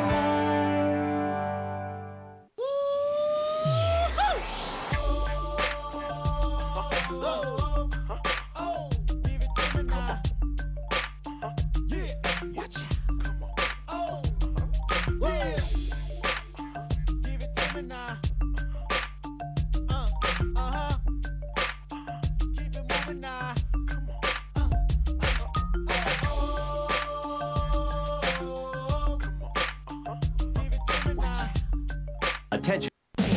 Bicycle Village, the ultimate bike shop. Bicycle Village has Colorado's largest selection of bikes, from tandems to trikes to top-end bikes. All the best brands and the largest selection. Over 1,000 bikes set up and ready to ride from the brands you want, like Trek, Specialized, Raleigh, Lightspeed, and more. Only Bicycle Village offers same-day bike service to get you back on your bike quicker. Plus lifetime tunes and an unbeatable performance guarantee on every bike we sell. And we always guarantee the lowest prices. Bicycle Village, the ultimate bike shop. Who's the heroine who needs your help on her adventures? Who has everything she needs right in her backpack? Who's coming to your hometown? Dora! Nick Jr.'s Dora the Explorer wants to go on an adventure with you. Oh, and you can bring your camera too. It's your chance to meet Dora the Explorer. Keep watching Nick Jr. for more Dora the Explorer. Come and see Dora the Explorer at Once Upon a Child in Littleton, Saturday, July 29th from noon to 3 p.m.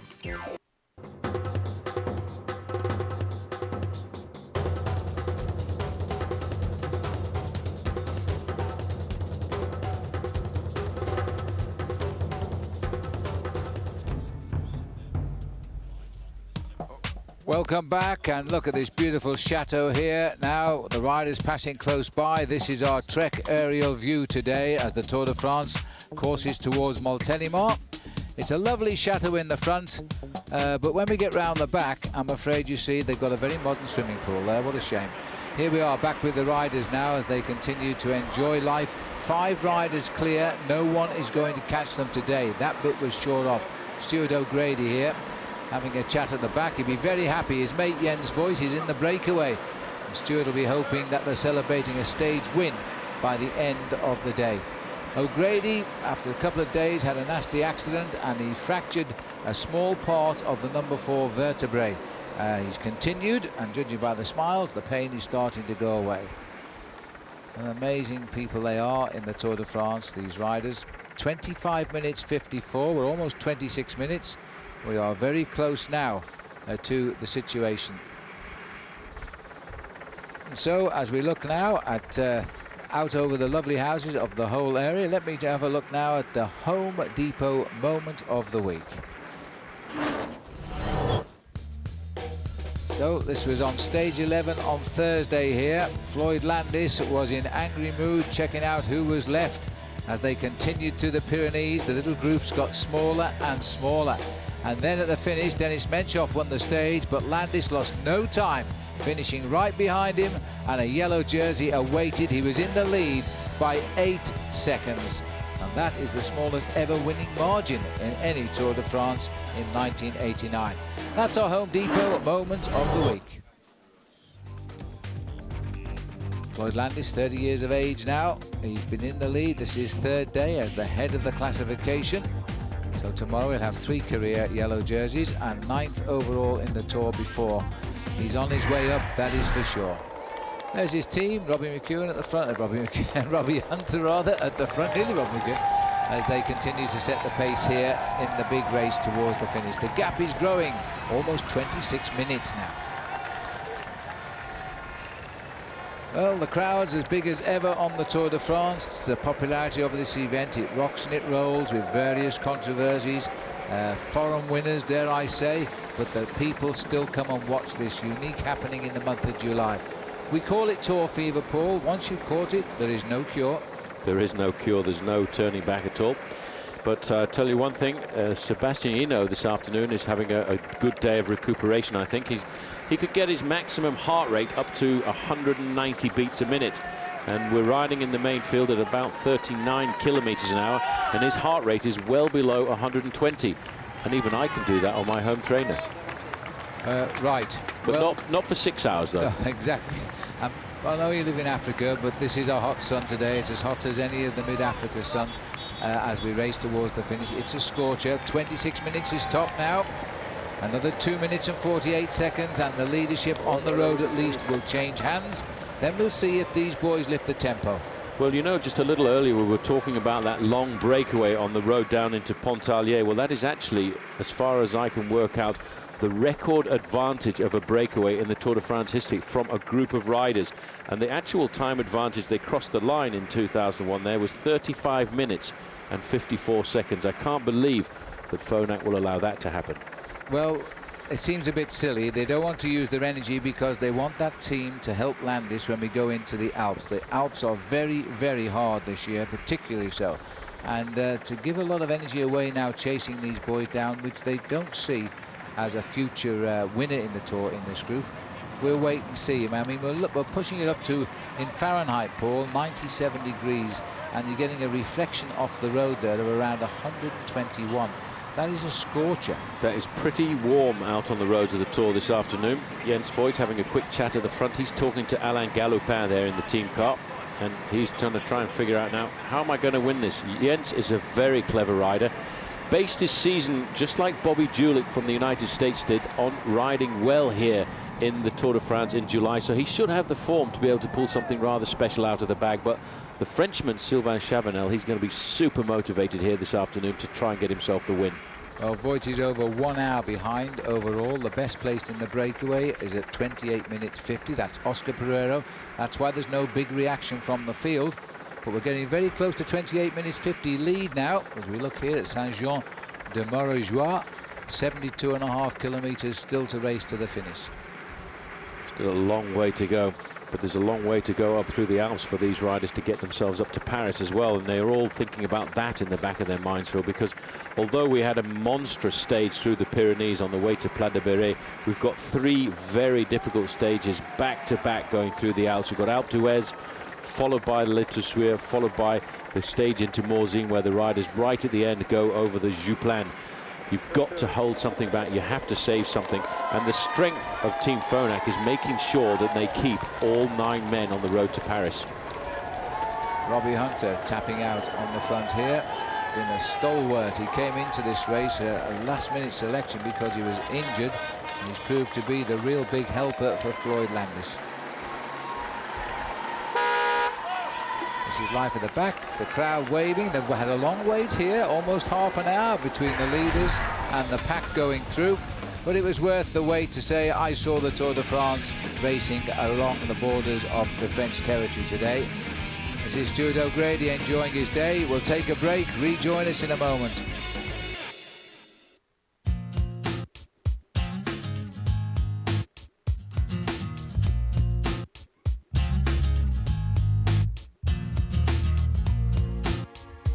Your life doesn't have one dimension. Neither should your beer. The rewarding taste of Michelob Ultra. Perfectly balanced and made for today. Live life to the ultra. I live strong for my little brother. I live strong for my mom. For my wife. For my teacher. For my grandma. I live strong for Pops. For strength. For my family. I live strong for my hero. For my best friend. I live strong for my grandbabies. I live strong for myself. Join AMD and HP in support of the Lance Armstrong Foundation. Every purchase of the HP Special Edition L2000 Notebook PC sends $150 to help people affected by cancer. Exclusively at CompUSA. Learn more at livestrongpc.com. Yeah, no, I gotta go. Yeah, I'm getting on. I totally spaced on that one.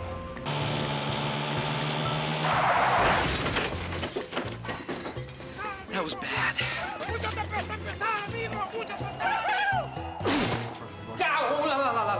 Let's just use your Capital One no hassle card. Protect yourself with Capital One's low rates and great rewards. I am so good.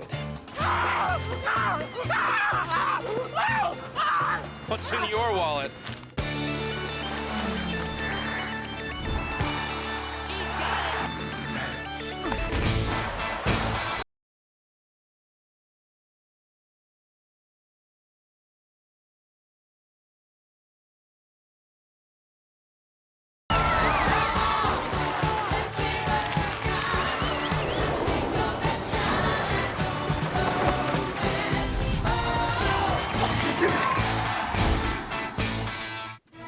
Savoy Dinner Theatre presents My Hero, the compelling story of how the tasty turkey breast with honey mustard and cucumber sandwich swept an entire nation off its feet.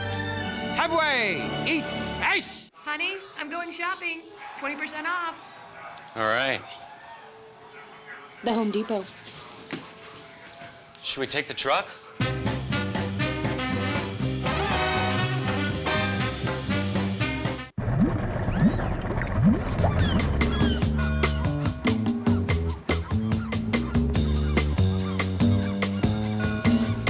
So what do you need?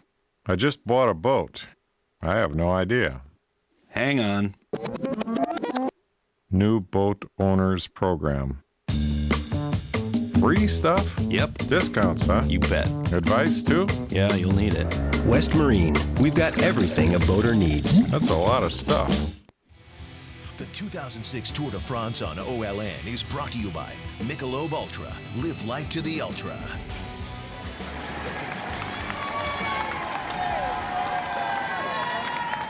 Welcome back as we're looking now at the leaders of the Tour de France, still miles ahead of the race, probably about 12 miles if the reality was known, as they are continuing now into Vallon here, Pont d'Arc, and they're coming up here. 500 meters go to the sprint.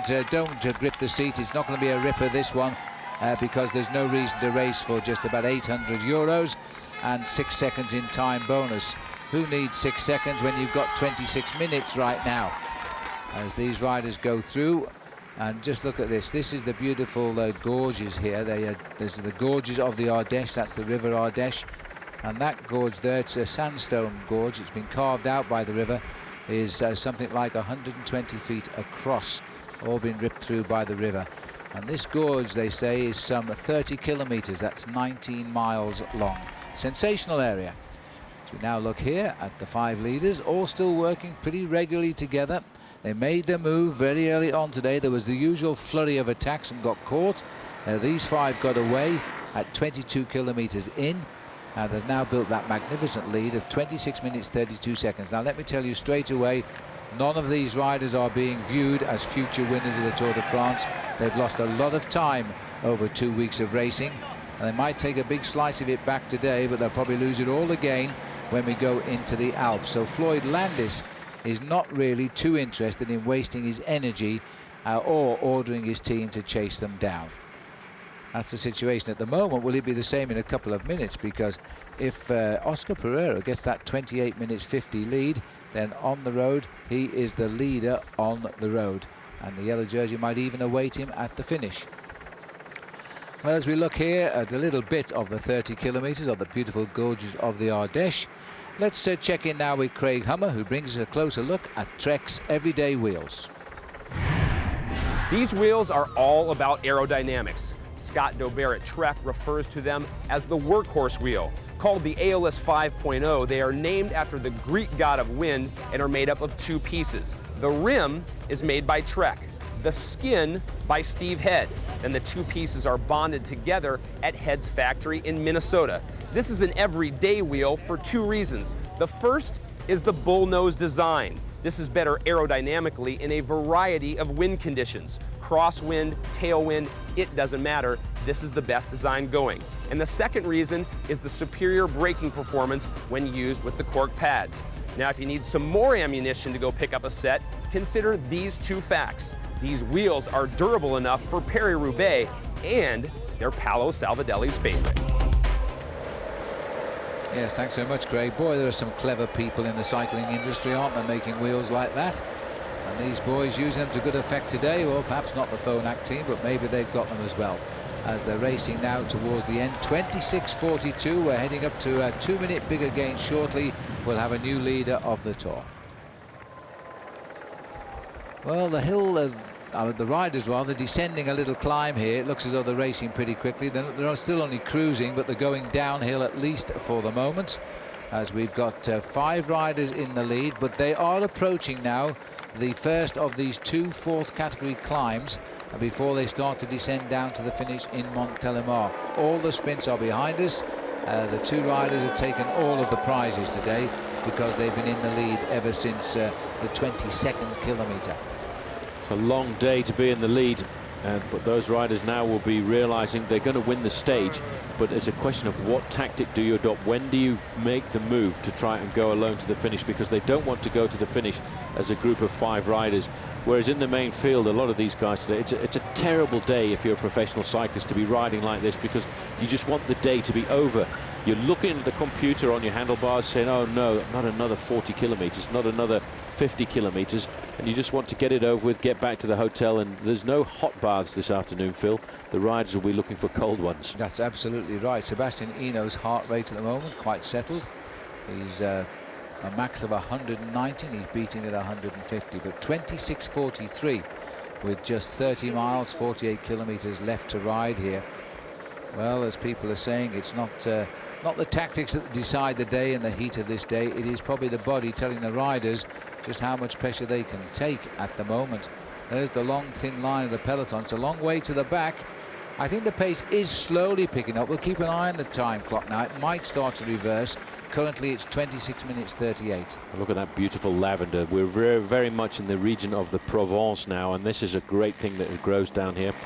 The wasps are starting to come in. The bees are coming in. I hope nobody's allergic to bees, because on a number of occasions in the Tour we've actually seen riders getting stung by bees. Now, I remember a very famous rider by the name of Jonathan Vaughters who was stung and actually had to abandon the Tour because of the very strict doping regulations, which did not allow the doctor to give him a cortisone shot to take away the inflammation. Yes, he would have cleared it in 10 seconds. As it was, his eye closed and he had to leave the Tour.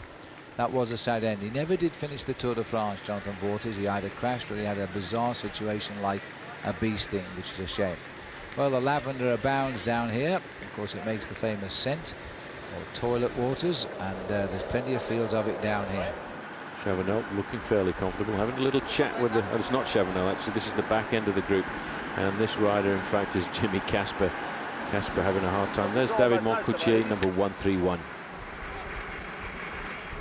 Moncoutier, stage winner, has been twice a stage winner in the Tour de France. In fact, Moncoutier, but not this year as of yet. The red top buildings of the area now. We've switched into the Ardèche as we race towards the finish. We'll cross out of the Ardèche into the department of the Drôme before we actually get to the finish in Montélimar. Right, make a note of this and then jump online. It's the Saab Watch and Win sweepstakes. Go to olntv.com, fly to the finish. And you'll need to know that the code word today is Musette. There we are.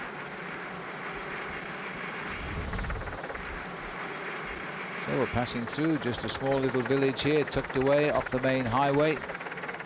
Seeing the Tour de France, an area that is used quite well in the Tour de France, quite a lot. Just searching through the plane trees there to see who is at the head of the field, as if we didn't know. It'll always be, although it looks like we might be getting one or two of the riders moving up on the outside. Maybe it was just shadows.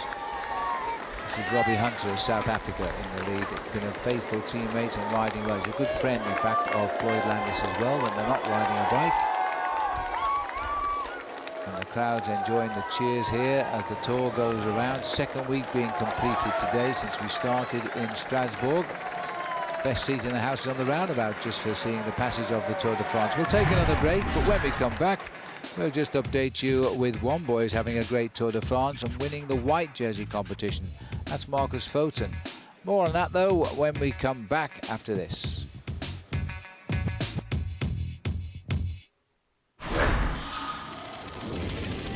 Who is Floyd Landis? He's cycling's tough guy. So tough, in 2003 he broke his hip and still helped Lance get wins 5 and 6. Now, that same hip needs replacement, but Floyd will ride on through severe pain because this could be his only chance to keep the yellow jersey in America. The cyclism, the men who would be king, Tour de France, continues tomorrow at 8:30 a.m. live, only on OLN.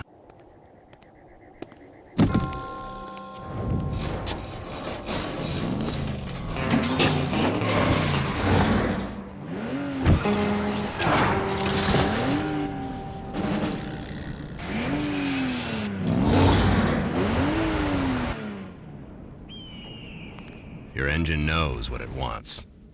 Pennzoil Platinum. Relearn what you know about synthetic at pennzoilplatinum.com.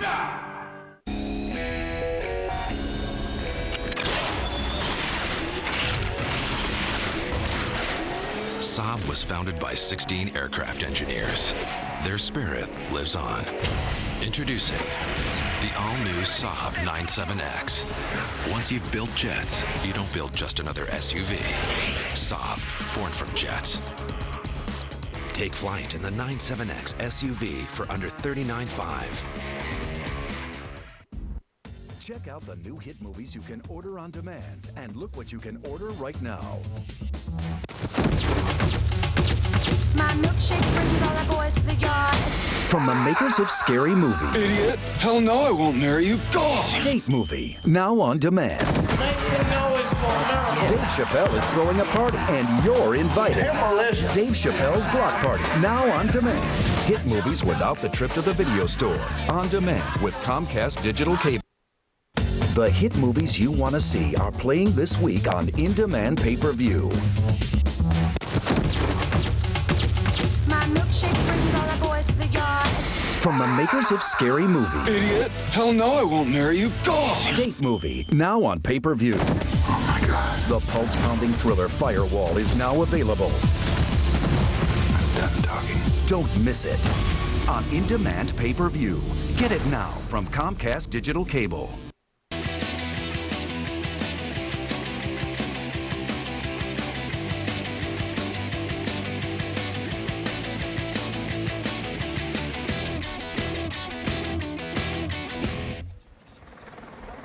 Oh, we're looking down on the 5 leaders now. This is the overall situation in the white jersey competition for the best rookie, and at the moment Marcus Foten is leading this. He is 12 minutes ahead of Damiano Cunego, and then comes Mathieu Sprick in 3rd place, then Duenas in 4th, and Lockfist in 5th. The white jersey competition is has been instituted to give a young rider in his first Tour de France, may not be his first, it all depends on his age, birth date, to have a go. And we've watched the white jerseys come through in the past, in all honesty, because last year the winner of the white jersey was indeed Jaroslav Popovych, and we saw him win a stage of the Tour de France yesterday. It doesn't qualify for that competition this year. I'm afraid age catches up with everyone, you see. So looking down at the 5 riders in front, we look down at the boys, and we'll continue to look at the white jersey, I think, as we see now the boys of Phonak still cruising at the front of the bunch. So the white jersey competition, and let's have it. 31 years ago, the Tour de France introduced the white jersey, a competition for riders under the age of 25 at the start of the year. It was created to showcase future stars and hopefully future Tour winners, but not until 1983 did a rider win the white jersey and then go on to win the Tour. Laurent Fignon won both prizes in 1983, but it was a sign of things to come. In the past 16 years, 6 different riders have won the Tour de France, and 3 of them have previously won the white jersey competition. It began in 1984 when a young man from Lakewood, California by the name of Greg LeMond announced his presence on the Road of France, finishing 3rd overall at the same time. 2 years later, LeMond won the Tour, besting one of the Tour's great patrons, Bernard Hinault. The same year, another American, Andy Hampsten, won the white jersey in support of LeMond.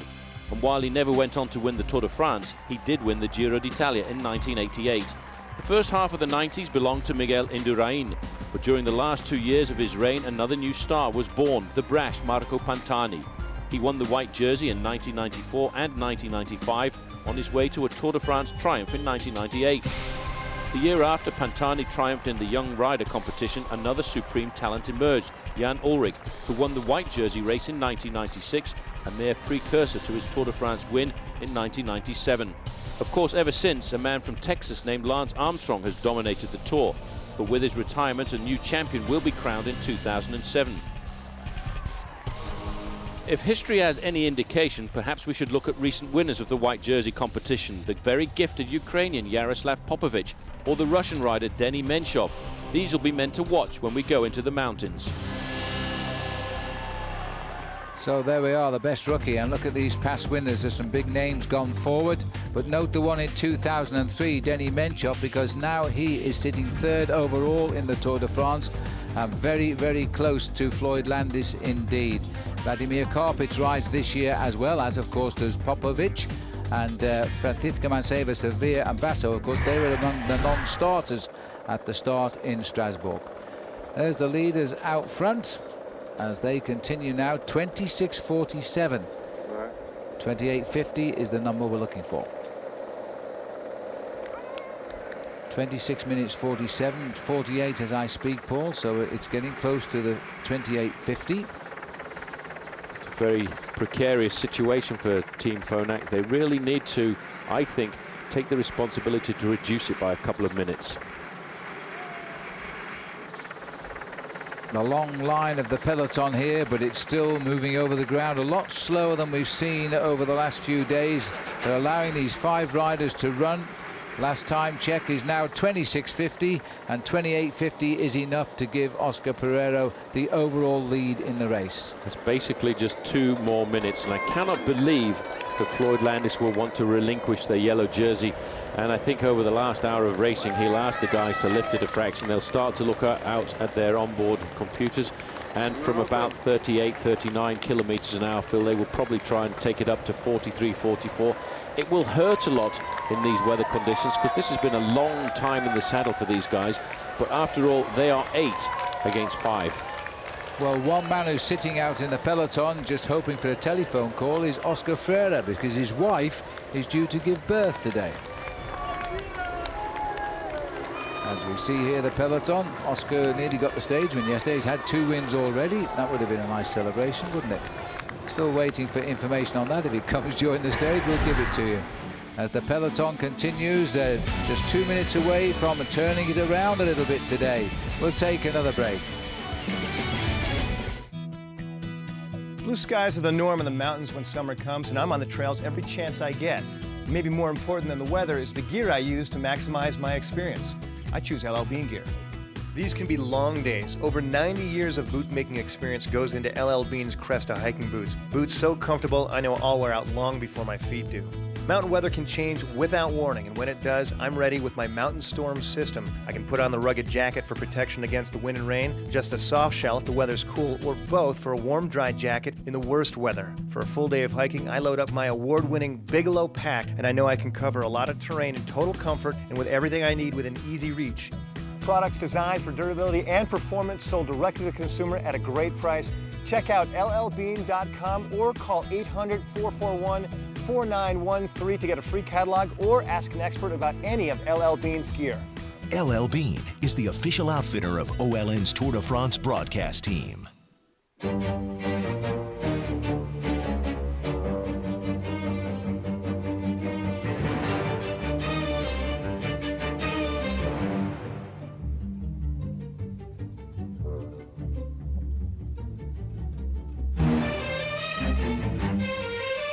Some perfection is debatable. Some is not. Patron, the world's #1 ultra-premium tequila. Simply perfect. Please drink responsibly.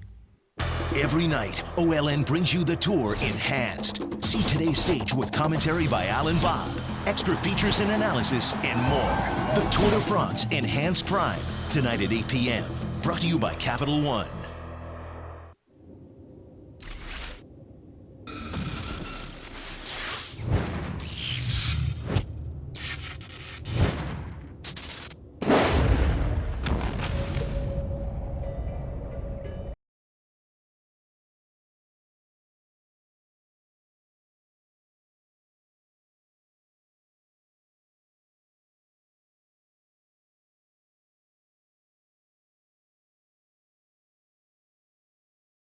Where would you go for a delicious panini hot off the grill?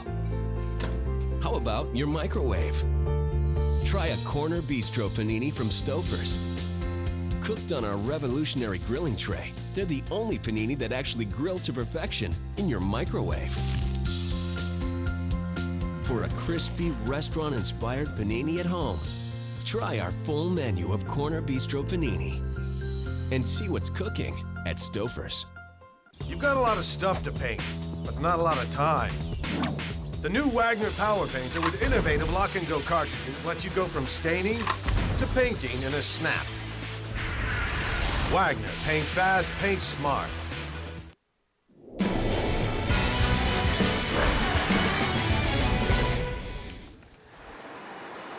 Welcome back. These are the 5 leaders searching for less than 2 minutes now, and we can announce Oscar Pereira as being the race leader virtual on the road, and I think he might just nibble out those 2 minutes, you know.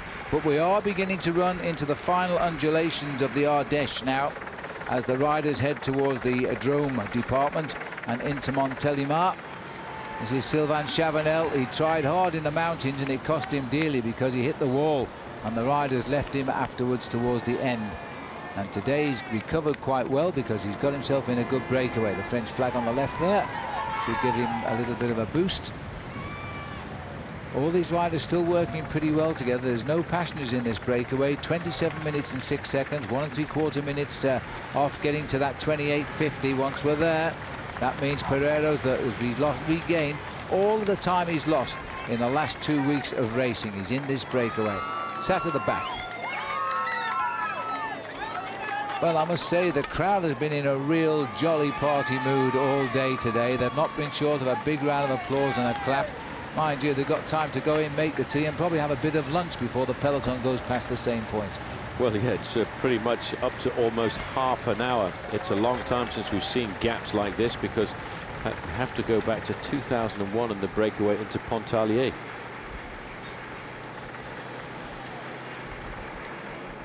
"27 minutes and 8 seconds now. We're inside the last 40 kilometers to the finish, or 25 miles. These boys are going to keep it together a little bit longer yet. I think it's Jean-Marie Leblanc riding out his last year as race director nearest camera. And the rider he's having a chat with here is Euskaltel Euskardi's Lopez Garcia. David Lowe says, no, it's not Jean-Marie Leblanc. Did him an injustice. It's Jean-François Péchard, yeah. Former teammate of mine, raced in the Tour de France, was a very good sprinter. In fact, he finished in the top 3 or 4 places on a lot of the sprints in the Tour, but he's been the technical director of the Tour for many years. He spends a lot of his season going out, looking at the race routes, checking to make sure that they're okay, that they're raceable. And of course, he's also been very much involved with the preservation of Paris-Roubaix and the cobblestones over the last few years too. Yes, he stayed deeply involved. They call him director of competition on the Tour de France. And so if you have a complaint about the race being too hard, drop back and tell him, I guess. Yeah, that could be why they're having a chat. There was Stuart O'Grady a little bit further back. Tom Boonen has been fairly vocal about the severity of the race over the last couple of days. He said these stages, all of them over 200 kilometers, certainly doesn't give us very much chance to rest and recuperate. And I would think they will be looking to rest and recuperate on Monday afternoon when the riders will make their way to Gap tomorrow and spend a very long rest day before the final assault on the big 3 mountain stages, where finally we should get a chance to see just exactly who is going to win this year's Tour. Here we are, and this is at the back of the race. It continues on. This is Manuel Quinziato, once the under-23 European time trial champion, now racing back up to the group. Plenty of fluid being taken in today, not just for today but also for tomorrow. It's been a tough couple of days in the heat since we left. Only 2 of the riders have won stages in this breakaway, and there they are. Jens Voigt in 2001, he beat Brad McGee that year, the Australian, and Oscar Pereira 2005, the day after he'd lost to George Hincapie in the Pyrenees. I think we can show you the pictures. There we are. He was riding for Crédit Agricole at the time, of Paulo Brad McGee behind, who went on to win the prologue in the Centennial Tour in Paris. This is the big sprint, and this was Pereiro in Pau. He got the victory. It was 2 days after he lost to George Hincapie because we had a rest day in between. That was all last year. Now here they are, both a little bit older and both in the breakaway. And now we know indeed why Lopez Garcia dropped back to talk with the director of competition. He wanted to see the doctor. So there he is, just getting a little bit of arm power. I hope he hasn't had a bee sting. Paul Sherman was mentioning about the bee stings on the lavender just a moment ago. And it's all quite possible, you know. As the cars got as far as they could to the course, the crowd enjoying the passage of the race. These guys heading on to an average speed today of almost exactly 25 miles an hour. Oh, service for voice. So, do you have a favourite bike ride? Send OLN photos or video and description of your favourite personal bike tour. OLN will post your video and route description to share with other tour fans. We'll do that by putting it on olntv.com. Every person submitting their favourite ride will receive an OLN Tour de France t-shirt. Go olntv.com's Tour de France fan zone to submit your tour picture or video. Go for it. Look down on one of the villages. We passed it a long time ago with the Peloton, but with the leaders, but the Peloton is heading up there. Look at our percentage on the computers here. Kinziato, enthusiasm in his second tour, seems to be working the hardest. And Grivko, the Ukrainian, is up there. They're having a great tour, the Ukrainians.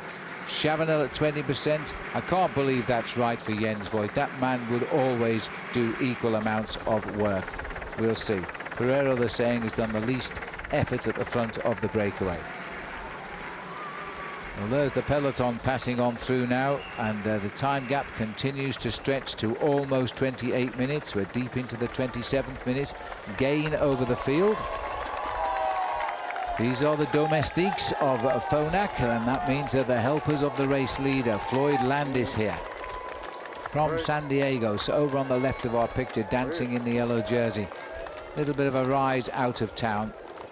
But this breakaway, there's no way it will come back, of course, but they might want to close it down a little bit as we race into the last hour of the day. The boys from Switzerland are looking to lead a man from America all the way to Paris in yellow. We'll take a break.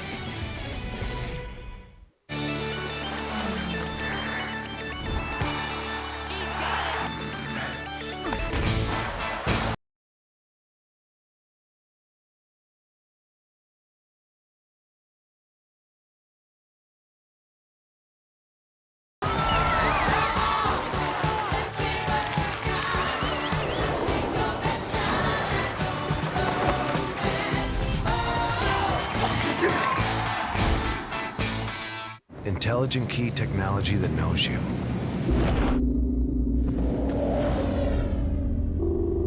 Seats that hug you. A ride that spoils you.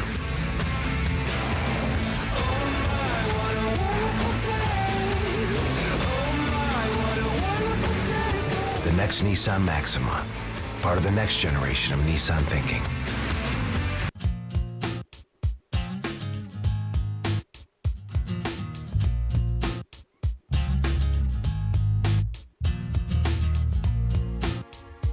Your life doesn't have one dimension. Neither should your beer. The rewarding taste of Michelob Ultra. Perfectly balanced and made for today. Live life to the ultra. They came. They stood toe to toe. They fought their hearts out. I was a better man all night long. Most people didn't see it that way. Mosley dominated the early rounds. Vargas ruled the later rounds. Had it not been stopped, who knows what would have happened. I beat him the first time, and I'm going to beat him again. This time, I'm going to knock you out. Mosley Vargas, the rematch, Saturday, July 15th, live on Events in Demand pay-per-view. Order Mosley versus Vargas 2, live July 15th on Comcast. What can be better than watching all the incredible goals, great stars, and excitement of an MLS match? Watching well over 100 MLS matches this season. The only way to do that is by signing up now for MLS Direct Kick. For only $69, you can catch all the live action and drama the entire MLS season has to offer. Show your passion for the sport you love.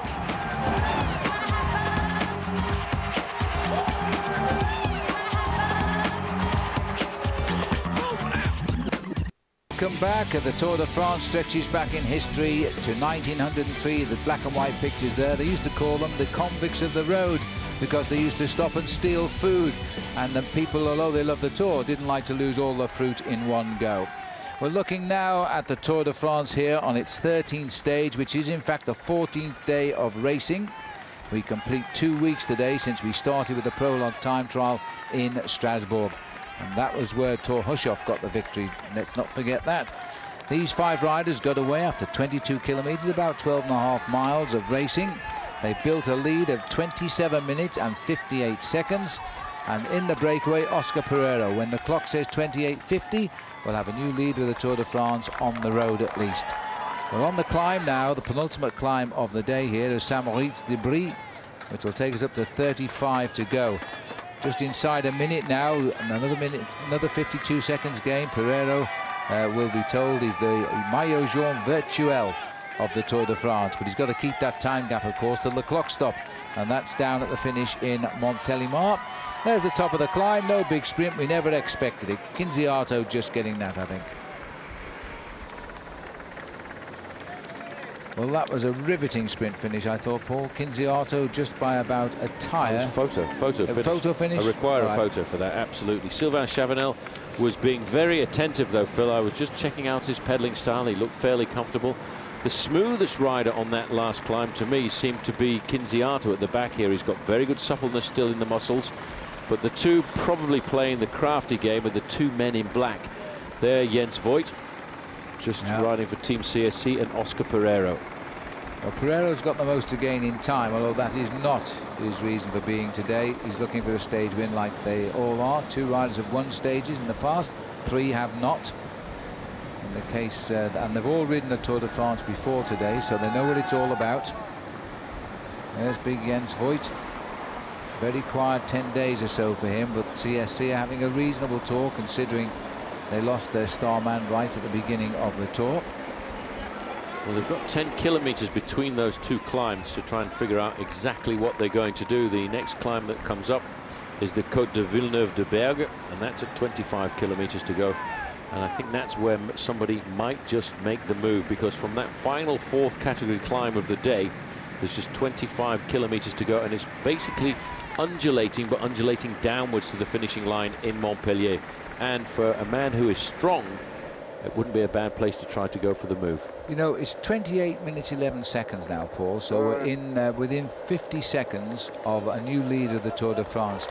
Now, it's not beyond the imagination that Floyd Landis, not believing that Pereiro might win this Tour because he believes he won't, why doesn't he give his jersey away and take the pressure off himself till the Alps? We might do that. We've seen that happen before. I remember a very famous case where Lucien Van Impe, the Belgian rider who won the Tour de France in 1976, gave his jersey away on one day and then 2 days later smashed the field to get it back and then keep it definitively all the way to the finish. Indeed, and that was the only time the Belgian won the Tour de France, quite right.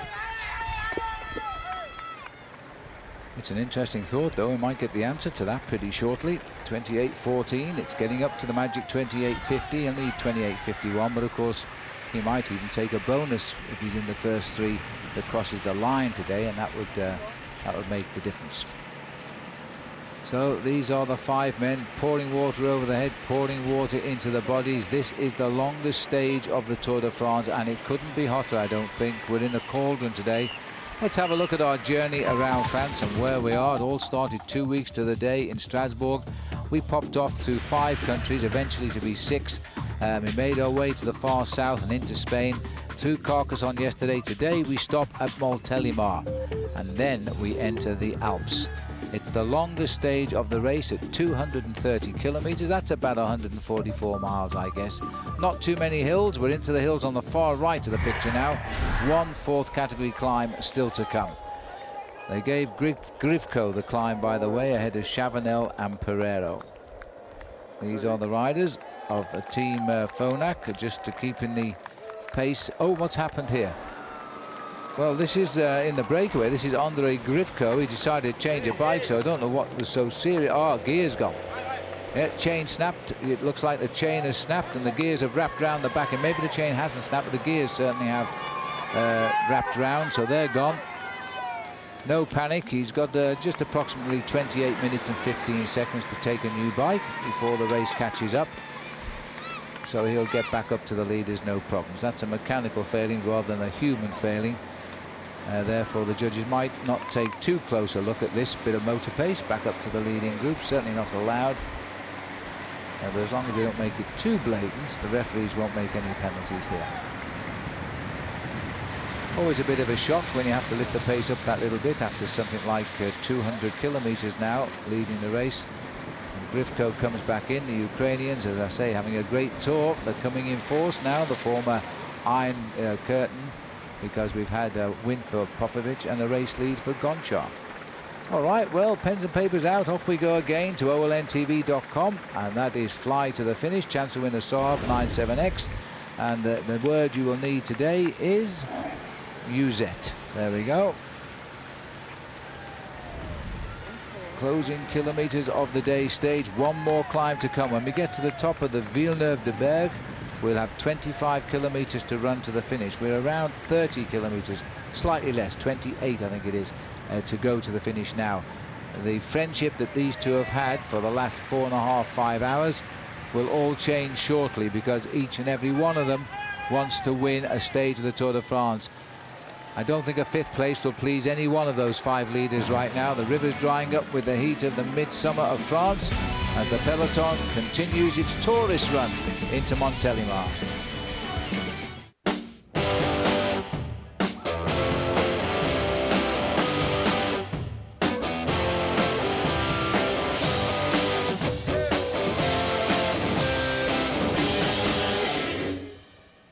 OLNTV.com is on tour and right in the middle of the Tour de France. Get instant and exclusive access to clips, photos, bios, and race routes, along with stage summaries and forecasts from our team of experts. OLNTV.com, your link to the Tour de France.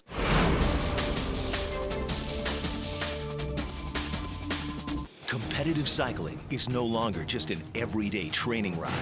For the world-class athletes of the Discovery Channel Pro Cycling Team, the pursuit of excellence calls for unrelenting attention to detail, both on and off the bike. As official technology partner of Team Discovery, AMD is providing powerful tools essential to success. AMD technology helps in 3 key areas: design and development, testing and training, and communications.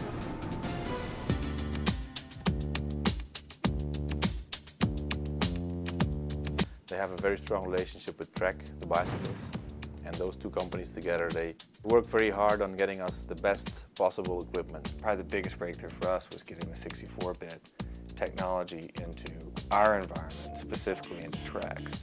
Once we had that in place, it really changed all the rules on product development for our program. During wind tunnel testing, ideal cycling positions are tested. The data is analyzed, and proper position on the bike is determined for each rider.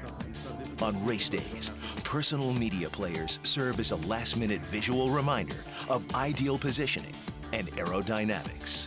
The PMPs that we get from AMD actually provide us with a way to go through the playbook before every game, before every race, with the riders, no matter where we are. Communication has become a tool that everybody really relies on. We get the best tools and technology. In any race we go into, we're ahead of everyone we're racing against. AMD's technology helps us compete and win at the highest level.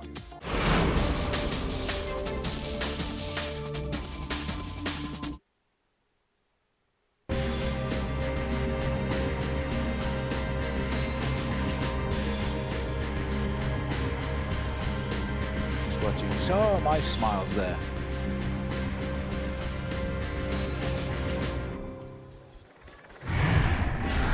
Well, we're back with the riders. Smiles there too from the leader of the Tour, even though he's within a few seconds now of being the loser of the Tour today, because Oscar Pereiro will have gained back all the time he has lost.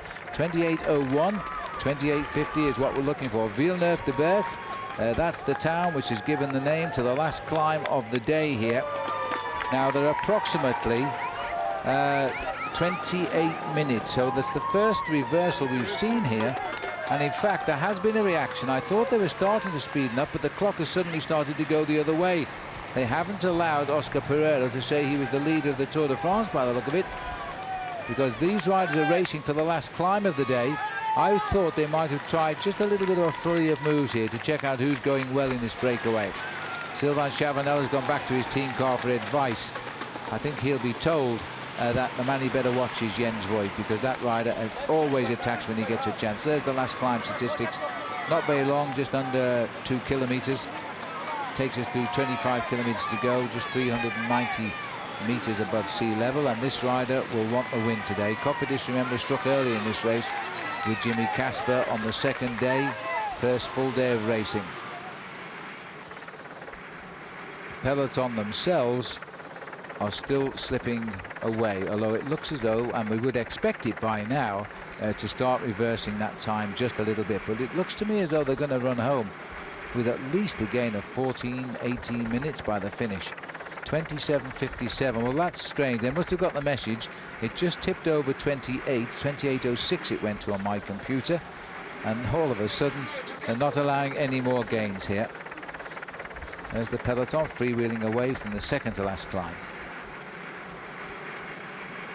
28.06 it got to, Paul. All of a sudden it started to go the other way. It looks as though there is a reaction.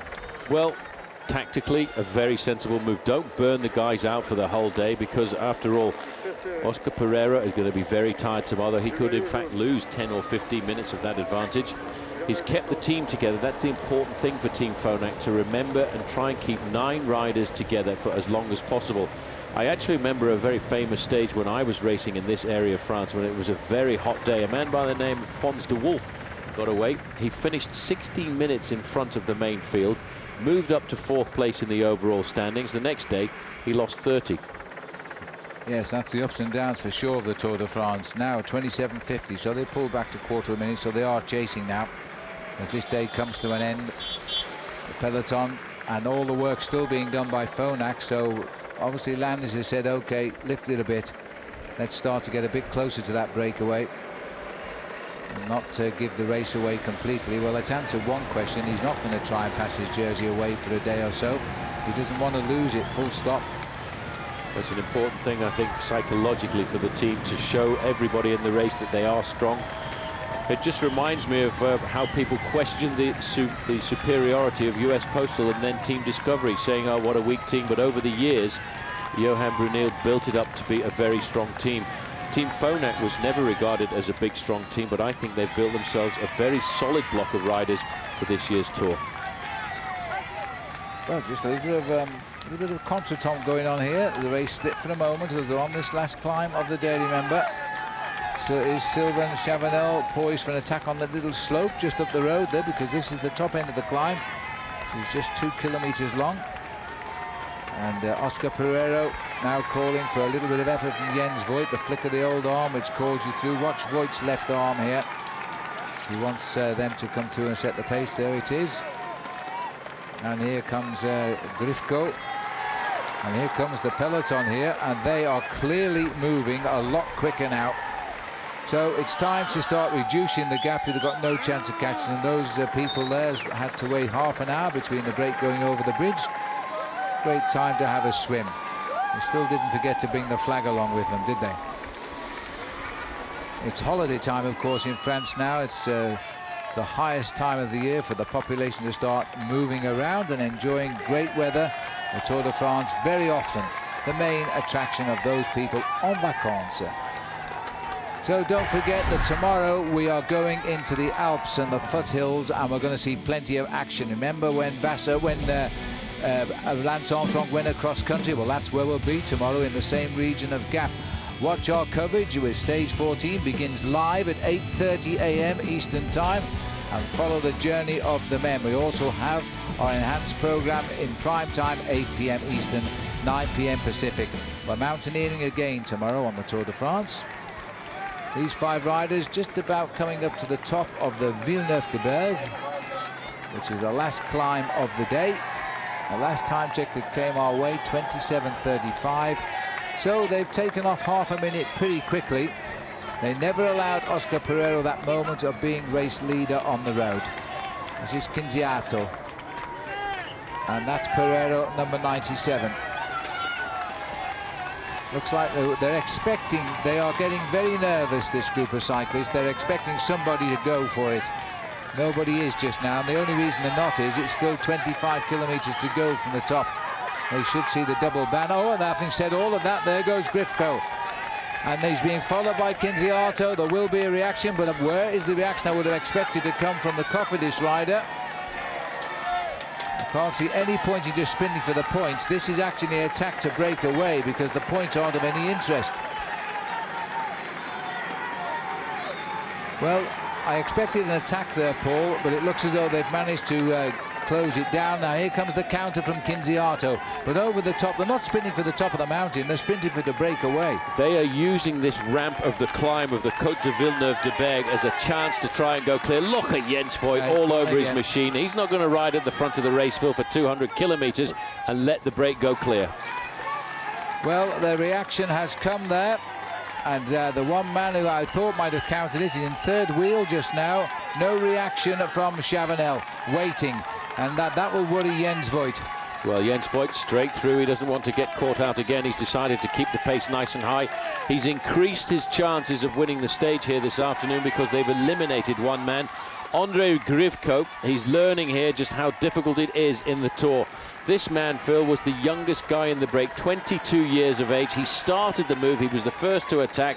Jens Voigt looks back and says, right, now from 5, we're down to 4. Well, the irony was he started the move, Grivko, and they've just finished it off and put him in his place, and he'd gone behind now, and they're all looking behind to see if he's gone and coming back.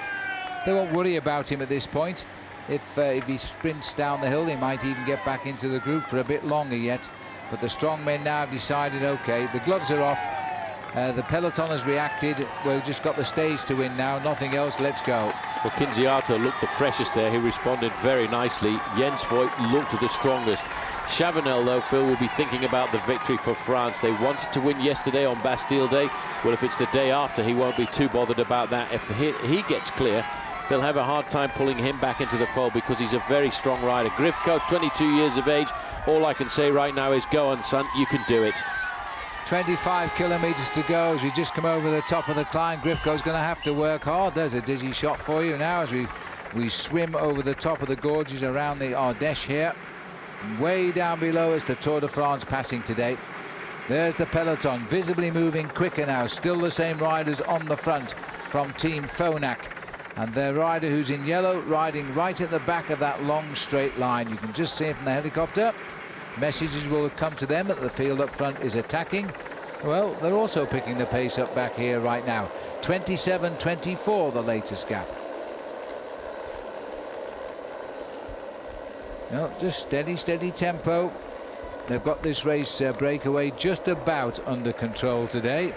4 of them left. One has gone off the back, and it was the man who attacked first. What a shame. He wasn't ready for the counter moves, was he? Well, the race will be underway now for the next 25 kilometres or so. Stay with us on the road to Montélimar. This week on Wild Over, me and Gorb are down south for an invigorating winter break. With temperatures as high as -30, it's important to keep yourself cool.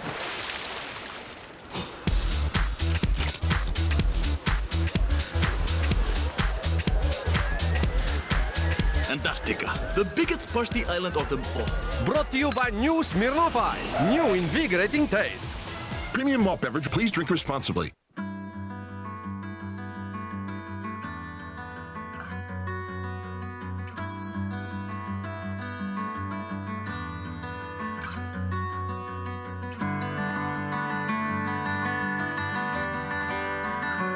LL Bean gear.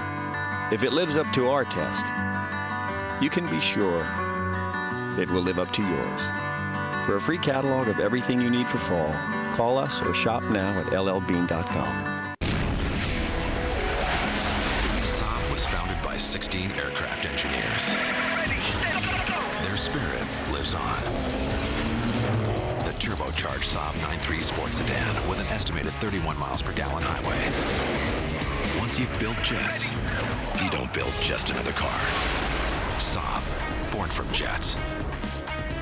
Take flight in the 9.3 Sport Sedan for under $27,000. Attention.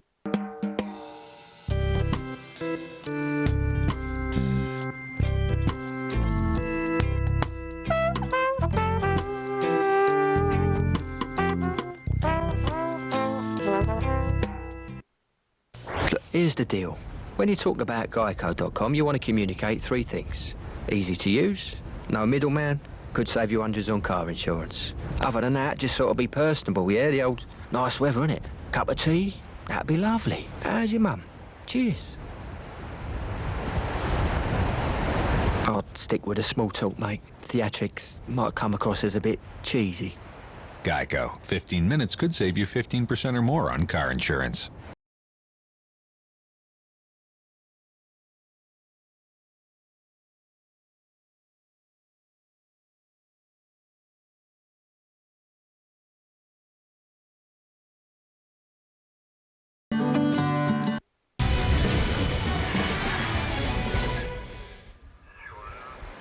Welcome back. Looking down at 4 leaders, we're running about 23 kilometers from the end, so 90% of the course covered today, the longest stage of the race. These 4 riders have led for most of it. There were indeed 5, but at the 25th kilometer, this man here, Grivko of the Ukraine, tried an attack and paid the price. He's now 16 seconds behind, and I don't know if he'll get back or not. 15 seconds, maybe he will. A little bit of help from his team car, but at this stage of the race, that won't be allowed, so he'll just be able to cheer when he can. These are the workhorses now at the front. 5 hours in the saddle, another half hour at least to ride yet for these riders. All of these 4 boys, much more experienced than the young Grivko, seem to have themselves in order right now. Sylvain Chavanel a likely man. Let's go down to the finish line. Robin Ventura is out there baking in the sun. Perhaps he can tell us how the race today is going to be won here.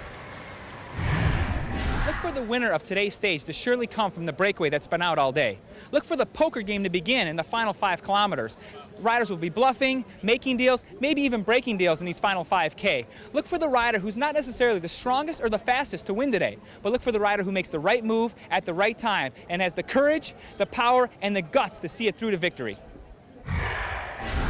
Thank you, Rob. You might have given us a name after telling us all about which one's going to win, because I'm not sure which one's got the power left after a breakaway like today.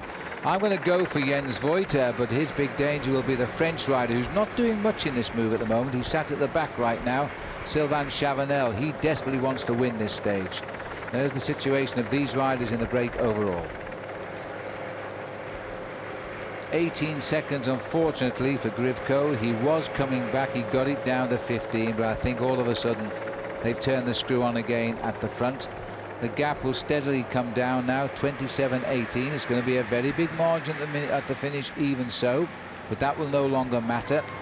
There is Grivko, ruining the day he ever attacked on the Côte de Villeneuve-de-Berg, because it cost him a place in the leading group. Well, a bit of youthful enthusiasm, I think, there, Phil. He decided he felt exceptionally strong, but he probably didn't figure out that Jens Voigt and Oscar Pereira had probably been holding back a fraction over the last 5 or 10 kilometers in reserve for that climb, because they knew that somebody was going to attack. And this man got caught out with the counter that went straight over the top of his move. When you look at these closed roads, when you're a single rider off the back, they're rather wide, long and vacant, aren't they? It's a lonely world out there now for Andrei Grivko, riding in his 2nd Tour de France. Canziato here, also in his 2nd Tour de France. This would be a huge win for him. Sylvain Chavanel, also top Frenchman, but never won a race here in the Tour de France either.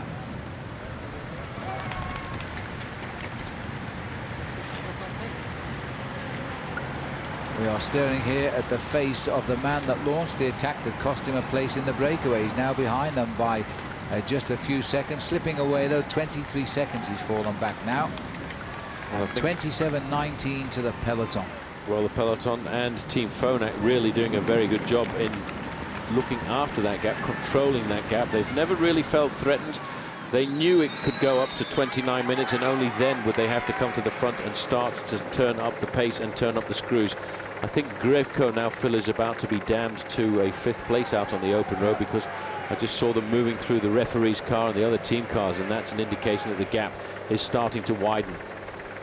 Well, these four aren't missing a turn at the moment. There's no way the Peloton's going to pull any of those 5 leaders back. The day won't be for nothing, that's for sure. Just over 5 hours they've been racing now. It'll be about 5 3/4 by the time they do finish. 18 kilometers from the line, just over 11 miles to race to the finish. Phonak seem to have taken the pace up a slight tempo, but they're not exactly breaking their necks. I think they're very wise to do that. Tomorrow's stage is far from easy. It's not the high mountains of the Alps. We're getting onto the second category mountains though, so it could be a difficult day tomorrow. It's going to be a very difficult day with that second category climb halfway through. At the back there, number 67, Gert Stegemans. The little bit of water coming onto the lens is not the rain starting to come down that we were worried about, the big storms that we get towards the end of the afternoon. That's basically the riders spraying themselves with cold water, just trying to keep cool on a day like this. I don't think our cameraman will object either to feel a little bit of cool water on his face right now. Matthias Kessler, looking at his heart rate, it has a maximum of 185. Remember, here on the stage in the Netherlands at the start of the tour.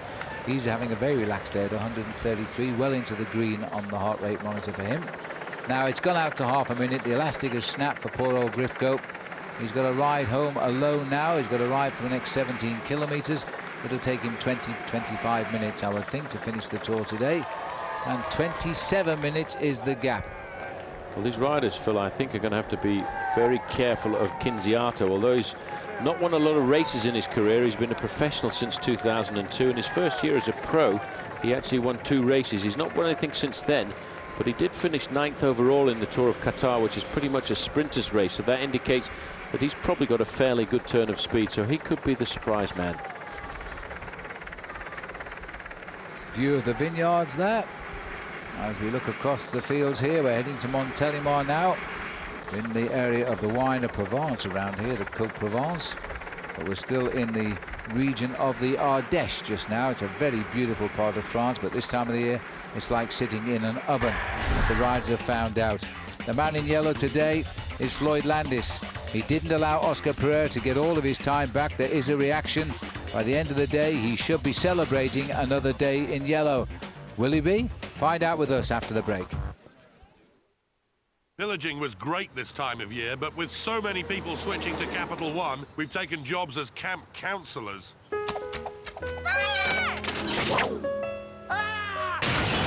Burnt a village to the ground, doo-dah, doo-dah. We're not exactly role models. For low rates and great rewards, switch to Capital One. What's in your wallet? Put your backs into it!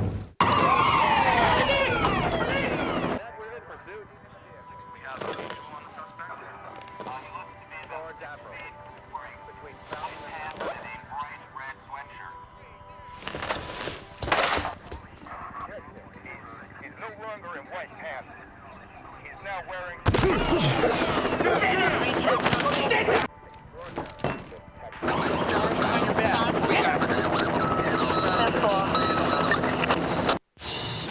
This is Duralast, the alternator built to exceed the need. Built with heavy-duty components to perform under extreme conditions, engineered to surpass original equipment standards for longer life. Built with the technology to withstand high electrical demands, and backed by a nationwide lifetime warranty. Get the alternator built to exceed the need.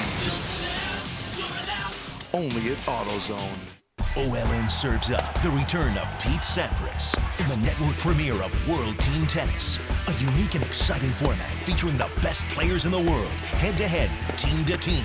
And leading up to exclusive coverage of the championship match in August. It's World Team Tennis on OLN. Sunday, Pete Sampras and the Newport Beach Breakers take on the 5-time WTT champs Sacramento Capitals. World Team Tennis presented by Advanta, Sunday at 11:30, only on OLN. Here's to men, to guys who want to take longer drives with fewer pit stops, to guys who want to spend less time in the men's room and more time fishing. And here's to Flomax. It's approved to treat male urinary symptoms due to BPH, also called an enlarged prostate. In 1 week, Flomax may help symptoms like going often, going urgently, weak stream, frequently waking up at night to go. For you, Flomax could make a difference in 1 week. Ask your doctor if symptoms are from BPH, not prostate cancer. Common side effects of Flomax are runny nose, dizziness, and decrease in semen. Upon standing, a sudden decrease in blood pressure may occur, rarely resulting in fainting. So when starting Flomax, avoid situations where injury could result. For more information, call 877-4FLOMAX. Ask your doctor about Flomax. Flomax could make a difference in 1 week.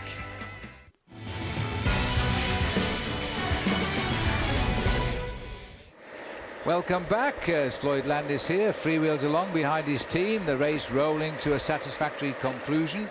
We've still got those four riders out in front, and the race has chased down the gap enough now to stop a change in yellow. It looks as though Floyd's still taking instructions here from the team car as he talks back to Jean Lalonde in the race director's car. We've still got 4 riders up front. Now out of it, but riding in no man's land is the 5th man of that breakaway, and that's Andre Grifko. We got the leaders here with the Belgian flag on the left. It's a Frenchman who's attacked, because that is Sylvain Chavanel being chased by the Italian Kinzato. And now Jens Voigt has had to make a counter move here, the German, and the Spanish rider Pereiro is just going to try and hang on to his wheel. Well, we expected an attack to come from this rider. He's chosen a slightly uphill road. That's what we would expect. And Canziato is having real trouble getting up here, but if he gets up, then we've got 2 riders going to put the other 2 boys in black in trouble. Well, these attacks were bound to happen. We are approximately about 13 kilometers from the finish to race yet. Now Sylvain Chavanel deciding, I think, he's going to let Kinziato join him and then see if they can go and leave these other 2 behind. Just watch the face here of Chavanel, see if he says anything to Kinziato. Kinziato having a big effort to get by him. He can't, in fact, and clawing the way back in.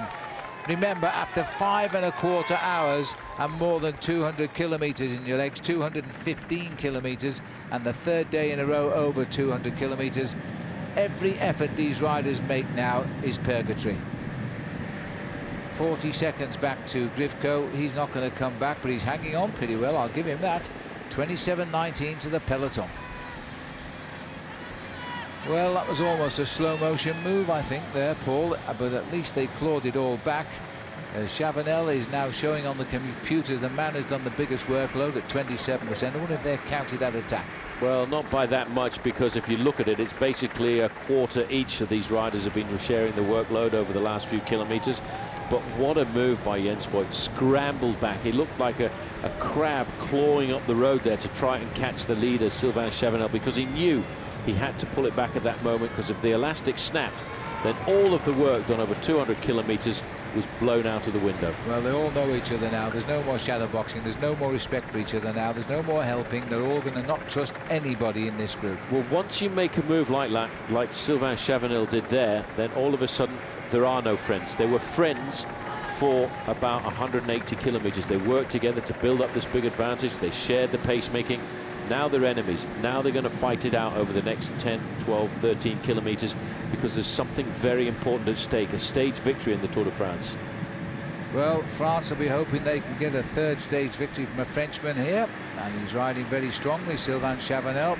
CSC won a stage victory with Jens Voigt. Oscar Pereiro got a great stage victory last year in the Tour after being outmaneuvered by George Hincapie in the Pyrenees, and he had to finish 2nd. He got the first 2 days later. Kinziato, never been in a breakaway like this in his life, and I think he's looking pretty good just now too. Well, the most prolific winner in the leading group is Jens Voigt, 47 victories throughout his career. Next comes along is Chavanel with 17 victories. After that, it's Pereiro with only 7. And the young man at the back, Kinziato, he had 2 wins, but they were very small criterium races in the first year that he was a professional. So Jens Voigt is the most successful rider, but at the age of 35, Phil, has he got the power left to outfox everybody else? We will know pretty soon, because we're running out of road here. They're 10 kilometers from the finish, 6 miles to ride. 4 riders are clear. Nice, good roads here. We're swooping down now in towards the department of the Drôme. We're only in there for 2.5 kilometers. This is still the undulations of the Ardèche. And 4 riders now. No more shadow boxing as they race towards the finish. The breakaway is now beginning to pull away again from the main field. It is slightly because of that little acceleration there. I'm sure it will sort of turn around over the last 10 or 15 kilometers. But what is happening here now, you can see the nervousness in this leading group. They're looking around a lot more, checking out who's going to be the next man to move. Yes, I wonder who it will be now. These 4 riders all want to win, and let's face it, all deserve to win a stage of the Tour de France today, having led for most of it on the longest day. Which one will it be? Well, we'll take a break, but when we come back, we'll go with the riders all the way to the finish, so come back soon. Every night, OLN brings you the Tour Enhanced. See today's stage with commentary by Alan Bob, extra features and analysis, and more. The Tour de France Enhanced Prime, tonight at 8 p.m. Brought to you by Capital One. Honey, I'm going shopping. 20% off. All right. The Home Depot. Should we take the truck?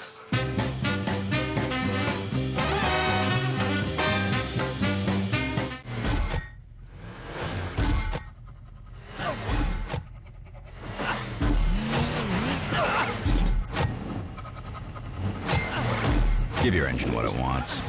Always ask for Pennzoil. The German word for safe is sicher. The Portuguese word for firewall is muro de fogo. The Chinese word for password is mima. My company's in 17 countries now, and I can say secure in every one of them. Dynamic networking from AT&T identifies security threats before they're problems, so Jane's confidence grows right alongside her company. The new AT&T, your world delivered. OLN Survivor Wednesdays returns with an earth-shaking season. Brace yourself for Survivor Vanuatu Islands of Fire. The gender war is about to explode. Survivor Wednesdays Vanuatu begins July 26th at 7 p.m. on OLN.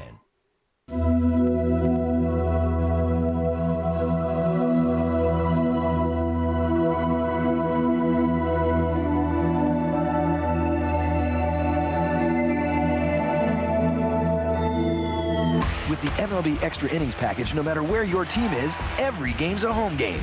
You can watch your team's games or scout the competition. Tune in to the free preview of MLB Extra Innings July 13th through the 17th.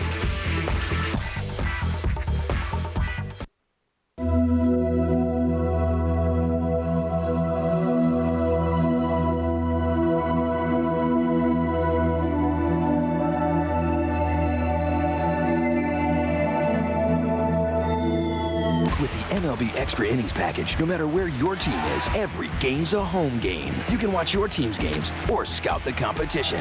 MLB Extra Innings. Baseball shouldn't be a long-distance relationship. Call 1-888-COMCAST today.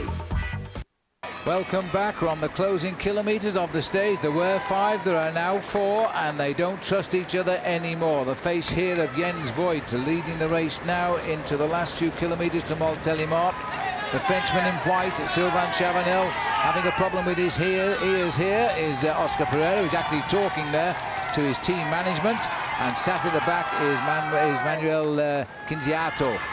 And the situation overall is Pereira 28 minutes 50 seconds behind overnight. And now the gap sits at, and I think we can put it on the screen for you, 27.46. He's just over 1 minute off leading the Tour de France. And you know, they started to pull away again from the peloton. It is still possible for a new leader of the Tour to emerge tonight. Just look at these 4 guys go, and they won't give an inch, and they're not attacking each other yet. Massive crowd now, Paul. We're in the suburbs of Montélimar, and the 5.7 kilometers, slightly less to go to the finish. Nobody has pulled off the surprise attack. They're going to wait till 3 or 4 kilometers to go. Well, the man who ruined it for everybody really was Sylvain Chavanel with his move. He forced the other riders to claw back and try and make the contact with him. Now they're all alert. Look how often Jens Voigt is looking over his shoulder.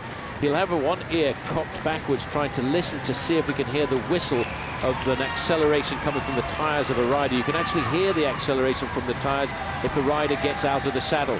Around the corner now, they come across to the bridge, which will take them over the railway. They're not too far away from the road. And there's a little acceleration from Quinziato, the youngest rider in the group, Phil. He's going to be very nervous indeed. Kinziato, all he did there, Paul, he saw he was round the corner first, he thought he'd test him. 5 kilometres to go. Now, yesterday we had a break of 4, and we had the attack starting at this point. These riders are a lot more tired than the riders were yesterday. This is a longer stage at 230 kilometres. Been a lot. Jens Voigt's going now. This has got to be a tester. And who's going to chase him down? In fact, is it Jens? Yes, it is Jens Voigt. Big Jens, those long, thin legs as he disappears. This is his first effort. Once they catch on, he'll sit up. Well, Sylvain Chavanel was the man to make the effort there to drag them all back together. Little move, nice little move. Looking over at Sylvain Chavanel now. This is going to be the scenario all the way to the finish. Dummies, attacks, followed by counter-attacks. Always coming back together. Pereiro, see this, Pereiro's in the middle. It's not the ideal place to attack, but he's going to go, and Voigt is right onto his wheel. Well, Oscar Pereiro would have done better to have a little bit of element of surprise, but look at the gap. Voigt was alert, jumped straight on. Bit of a delay there because I think Chavanel expected Kinziato to take up the chase. He didn't do. He's had to chase him down. The kilometres are going by quickly now, aren't they? 4 kilometres to go, all under pressure at the back. Well, it's 28 minutes back to the main field. They've really got to turn up the gas a little bit if Ford Landis wants to keep the overall lead. But Chavanel looking over his shoulder there, bit of help. I need some help now, Kinziato. We've got to keep together. We've got to pull this back. And Jens Voigt, Phil, not holding anything back at all. Well, Jens Voigt rocks and rolls. He has that long, tall saddle on his bike here, but if he gets a chance to break him, he will. And he's realised that he's got the gap, and he's going to make them work so hard to close it. He's got to be careful about Pereiro, though. He'll carry him to the sprint win. Well, they're not confident. They're looking over their shoulder, checking the gap. These gaps don't seem like very much, but the end of a long day like this, they're unbelievably difficult to nail back. Voigt swings over, up to Pereiro now. It's your turn, mate. We're not going to drag you to the finish. We have to work together if we're going to crack the Frenchman and the Italian. All 4 of these riders are now tickling the red zone of their effort. And if you can just hold it for a second longer than the others, you'll crack them. Hey, these kilometres seem rather short now. There's another one going past. This must be 3 to go. Ticking by. 2 to go. No, is it 3? 3 to go. 3 kilometres to go, ticking by now. Chavanel is a little bit worried about this situation. He really, Phil, needs to bury himself. Forget about the Italian with you. Forget about Kinziato. Put your head on the stem and nail it back. Hey, you see, that's the difference between him and Jens Voigt. Voigt would have continued to attack until his days were up, but Chavanel has cracked there, paying too much attention to Kinziato. Now there are 2, and what can Jens Voigt do about this? Because he's going to have to force Pereiro to come and help him, because Pereiro will beat him in the sprint. Over the Rhone Valley, long river in France, and look at that. They've really opened up the gap now, because Sylvain Chavanel will not do it himself. He wants help to come from the Italian. Look at his face here, Phil. A few moments ago, there's the move. He decided to try and get across the gap. This is a move he should have made 5 kilometres ago. It's a do-or-die effort here now, and Kinziato is strong enough to have another little dig and follow him along. 12 seconds is the gap he's looking to bridge. 28 minutes the Peloton. Remember, there's a win bonus for Pereiro if he wins. And then we just need about 28.5 minutes before the bunch, and he's got yellow. It's as simple as that right now. These 2 are starting to work together now. It might spring back a little bit advantage, Voigt. Look at Jens Voigt. This man never gives up. 2 kilometres to go for the chasers. Well, the gap between them are hovering at around about 14 seconds, but you see the real desire is not there with Sylvain Chavanel. For some reason, he doesn't want to drag Kinziato to the finish, but what he's doing here, Phil, is throwing away the chance of a stage victory. Jens Voigt didn't think like that. He dug deep. As soon as he saw the move coming from Pereiro, he was right onto the wheel. That was the move that should have been taken care of by Sylvain Chavanel. Well, these 2 are going to the finish together now. The men in black, but on rival teams. They're racing for 3rd place now. And Sylvain Chavanel missed his move there. And he'll feel a little bit disgusted with that. Kinziato as well. Behind his Grifko, all 5 have been the heroes of the day. But who is going to win this?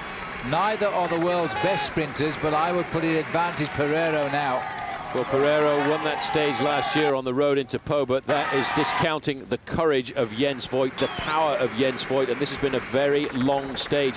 It really goes down, I think, today, Phil, to the man who has recovered the best from the Pyrenees and the man who's been able to handle today's heat the best. Well, this is a good result as well, because it looks as though Oscar Pereiro might be up to 1st or 2nd in the race tonight. They go under 1 kilometre to go, 1,000 metres. Jens Voigt has manoeuvred Pereiro into the lead. Well, He's got him on the front. Jens Voigt is in second position. Look at this move by Jens Voigt down the side. A huge effort, dig deep, and it may be it, but it's a long way to the line. He's gone at 800 meters. This man, though, gets up to a high level and can hold it there. Look at the face, and he's coming back a desperate effort. No, he's not. I think Jens Voigt just slipped in overdrive here, as Voigt now is going to look for the victory for CSC, but you know, he's still there. He's looked over his shoulder, and he still has got him on his wheel. Pereiro has nailed back Voigt as they turn for home. What is going to happen now? Well, he's back on the wheel of Jens Voigt. The only way Jens could go was to lead out, and this now is a little bit of conversation going on. Well, come on, mate, you want to win, you come to the front. Why are you sitting on my wheel? A huge effort, and then Voigt says, you've caught me, come by me, and Pereiro says, no thanks, I'll stay right here now until I see the white of that finishing line. So Voigt has got to go again. He made his move a little too soon, because I think Pereiro now might get this. The determination of Voigt has triumphed on the day. That was an extraordinary finish for Jens Voigt, and without doubt, he's won 2 stages now, the Tour de France. That was the best. Jens Voigt sprinting to the line, beating Oscar Pereiro, and Kenziato is going to finish it off for Italy here, because Sylvain Chavanel is going to have to make do with a 4th today. Well, that was a great move by Jens. He tried so many times over the last 3 or 4 kilometers to get the gap, and at the end of the day, it was a short sprint. It was almost a slow motion sprint, and that isn't surprising after 6 hours in the saddle. Kenziato gets just across the line, 4th place, as Chavanel has to be happy with 3rd. Chavanel reversing it right on the line there. Kenziato getting 4th. Grivko will have no such problem with 5th. He's a little bit of a journey down the road before he comes in now. Well, Phil, I just made the quick calculation. The 2nd place there gives Oscar Pereiro a 12-second time bonus. This main field has got 28 minutes and 28 seconds to get to the line if Floyd Landis is going to keep the overall lead. 28 minutes and how much? 28 minutes, 28 seconds. 38. He's 28.50 down, isn't he? Yeah, you're right. Well done. You're a good lad. No. I forgot to carry the one before I started television. Well, I tell you what, the main field is currently at 29 minutes. Well, this is amazing. They could well have given the yellow jersey away today. Well, we'll get the stories afterwards, of course, when they all come in. Bit of a wait now. Time to put the kettle on, I guess, before the main field comes in. There's the happy man, though, because Jens Voigt has done some marvellous things in his career. He never makes it look easy. It's never easy. But this rider gets his rewards by absolute effort. Perseverance. Try again. That's what Jens Voigt is all about. Gets himself another stage victory. You know, when he goes out on a stage of the Tour de France like this, he knows it's an effort that's going to pay a cost. For an afternoon, though, it was the cost that he was really looking for. It was the victory. Looks over his shoulder. Only a last-minute burst here, but there he knew he'd got the win ahead of Oscar Pereiro, and all Oscar Pereiro can do now, Phil, is wait to see whether Team Phonak actually ride hard over the last 20 kilometers. I think they should reverse it in the last 20 kilometers, but you never know. Jens Voigt doesn't care. He is now a stage winner again in the Tour de France, and a big consolation this for CSC. They still have a man right up there for the overall in Carlos Sastre, who we expect to ride well in the Alps. It was only, I think, 24 hours ago, Paul, when we were saying on television that where is Jens Voigt? He's gone very quiet. Well, he said himself at the start the other morning, I'm quiet for a reason. I'm going to come out one day and play, and today was the day that he came out to play, but he wasn't convinced that he was going to beat Oscar Pereiro. Now, it's not Team Phonak at the front, Phil. It's a different team who've decided to whip up the pacemaking. It's, in fact, the teammates of Denny Menchoff. And that's because, of course, Pereiro is also endangering the position of Menchoff in 3rd overall. Phonak have obviously said, well, we're not going to chase. And if you don't want to lose your places, then come and give us a hand. Very interesting move. But the whole of Rabobank have come up, and they're being joined by the boys from Phonak as well. And there's the Phonak riders. So Rabobank, Daniela Bonati's Lamprey team are there as well, because they're looking for Bonati for points for the green jersey. Remember, it's for 6th place this. Robin McEwen will desperately want to make this 6th place sprint and keep those challenges off his shoulders. There might be a little bit of a break before they come, but they'll be here, and there's still a lot to race for on today's stage of the Tour de France. But what a great victory for Jens Voigt. He sprinted home. Who is going to lead the race tonight, though? We'll find out after the break.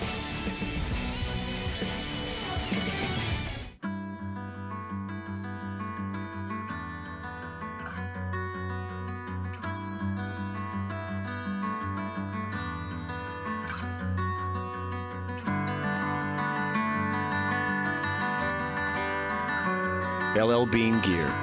If it lives up to our test, you can be sure it will live up to yours. For a free catalog of everything you need for fall, call us or shop now at llbean.com.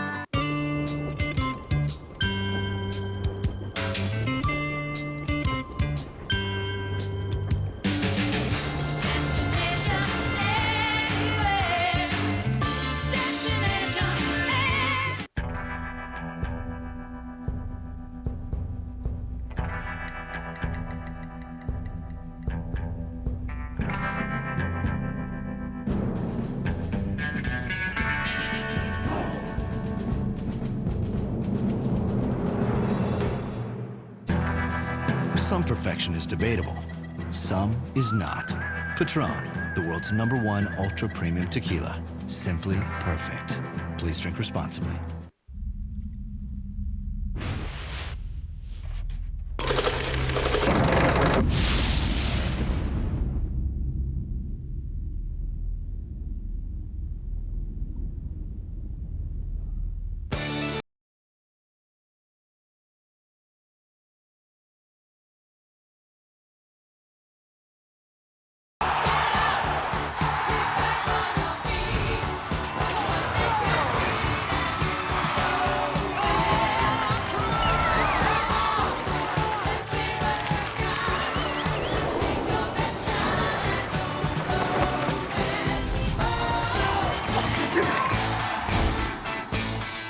Subway Dinner Theater presents My Hero, the compelling story of how the tasty new bourbon chicken sandwich, hot and fresh from the oven, swept an entire nation off its feet. Subway, eat fresh! Saab was founded by 16 aircraft engineers. Their spirit lives on. The turbocharged Saab 9.3 sports sedan with an estimated 31 miles per gallon highway. Once you've built jets, you don't build just another car. Saab, born from jets. Take flight in the 9.3 sports sedan for under $27,000. You've got a lot of stuff to paint, but not a lot of time. The new Wagner Power Painter with innovative lock-and-go cartridges lets you go from staining to painting in a snap. Wagner, paint fast, paint smart. Welcome back. This is the face of Jens Voigt, who won a stage of the Tour de France in Saran once. Well, now he's just won another one right here in Montélimar.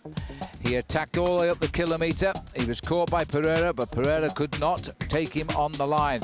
But the big news is, as the clock now starts, will 28 minutes and 50 seconds go by? In fact, with a small bonus, he doesn't quite need to achieve that. So far, it's 7 minutes and a half since the winners crossed the line. 28 minutes and 50 seconds if it goes by. There will be a new leader, and Landis will have lost his lead. 7:40 at the minute, Paul, and again, these riders now, it's funny enough, it's Rabobank who's trying to save the day. I should imagine by the end of it, they'll all be upset that Phonak never chased.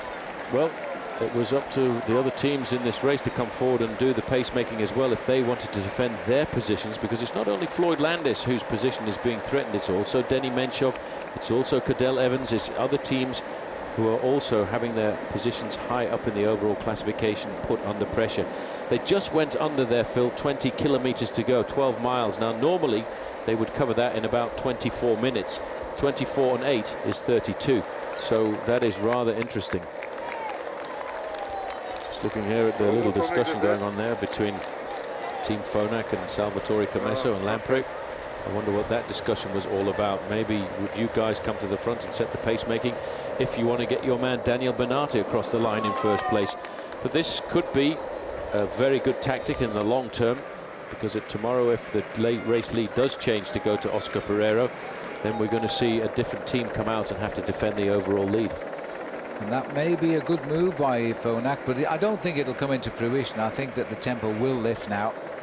Because the shadow boxing will start. The sprinters, now we can talk about this race like a flat road race to the finish, because the sprinters, very important that they finish this off by heading the field home to get the maximum points left on the board in that green jersey competition.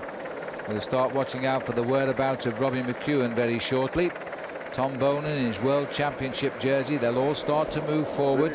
Rabobank here are bringing this back in to a reasonable time level so that they won't alter the overall leaderboard too much. And it's ironic that Rabobank are having to do it as well, because Phonak are not interested. Well, Rabobank have only sent a couple of riders up to the front. There's Michael Boogerd over to the left-hand side, the national champion of Holland. Stuart O'Grady not too far from the front. He will rejoice in the fact that his teammate Jens Voigt has come up with a victory here this afternoon. But this could well be the tactic of Team Phonak. They've said, right, you guys, you want to win the Tour de France, you come and do all the pacemaking at the front end of the main field. It'll be sad for Floyd to lose the jersey, but let's not forget what 3 days we are facing up to when this race goes into the Alps next week. Alpe d'Huez, La Toussuire, and of course the big long stage to Morzine with the Jouplan right down at the end. It's not having the yellow jersey in the middle of the race that counts. It's having the yellow jersey on the Champs-Élysées on the final day. Absolutely, the winner of the Tour de France. Well, the field on the right went round the wrong way as a result, and now at the back of the peloton, these are the lads from Rabobank, just doing a little faster tempo than before. They're probably riding about 42 kilometers an hour just now as they course their way in, looking for the Rhone. Just nice tempo riding. The rider in the red jersey also Rabobank. That is Bogart, the champion of the Netherlands. That's the colour of the jersey. Now, as we look at the back of the race here, I wonder if our cameraman was going to run up and show us all the riders. We might have picked out McEwen to see where he's positioned himself. He's still hiding, as he always does at this stage. 28.38 is the time. If we get in inside 28.38, Floyd Landis goes up on the podium to receive the yellow jersey again. Well, I didn't think I'd be counting that out again quite so quickly like we were on the summit of Pla de Beret. But here we are this afternoon looking at the clock. 28 minutes and 38 seconds is the time that Floyd Landis and the main field need to finish inside, and we've already waited 11 minutes and 21 seconds since the leading rider Jens Voigt crossed the line. Yes, and the thin line is being led by Rabobank. Floyd's very happy with this, so too is his team. Still looking for Robin McEwen's green jersey down there. There's lots of green jersey, but they're the Crédit Agricole French team. They're not Robin McEwen, who will still try to win maximum points because he's very worried about the whereabouts of Boonen and also about Oscar Freire. And talking of that, no news has reached us yet, and Oscar's very anxious about the answer, whether his wife has given birth this afternoon.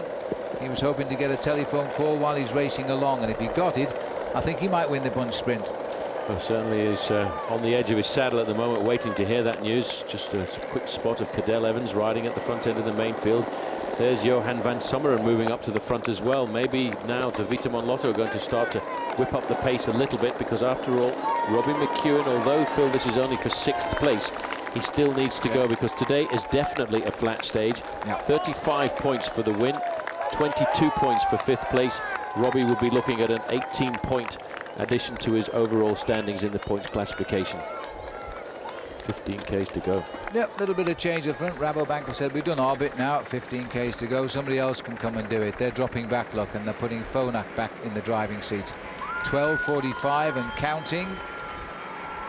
And we are 15 kilometers to go, you know, and that, Paul, could take them quite a long time. It could take them at least 13 minutes. It's going to be very, very close, this. It's going to take them more than 15 minutes, because it takes you 15 minutes to do 15 kilometers at 60 kilometers an hour. Also eigentlich jetzt auf dem letzten Kilometer, sadly, als mein sportlicher Leiter gesagt hat, okay, die hinten haben aufgehört, die haben schon 25, 30 Sekunden. English. Und dann war ich mir recht sicher, dass ich den Spanier schlagen kann. Der war unterwegs, hat da schon erste Anzeichen von Schwäche gezeigt. Der sah nicht. Well, the peloton themselves continue, and the gap is 13 minutes and 23 seconds has gone by since the leader won the day.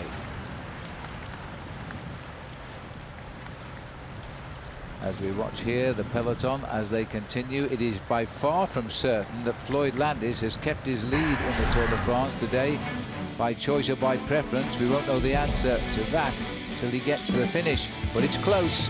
Stay with us and see if there's an American yellow tonight, or will it be a Spanish rider? We'll tell you in a moment.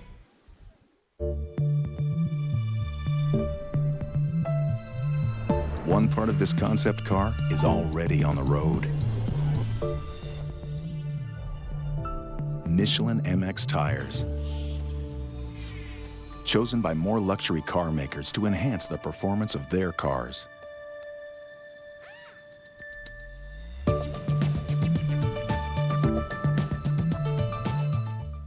Michelin, a better way forward.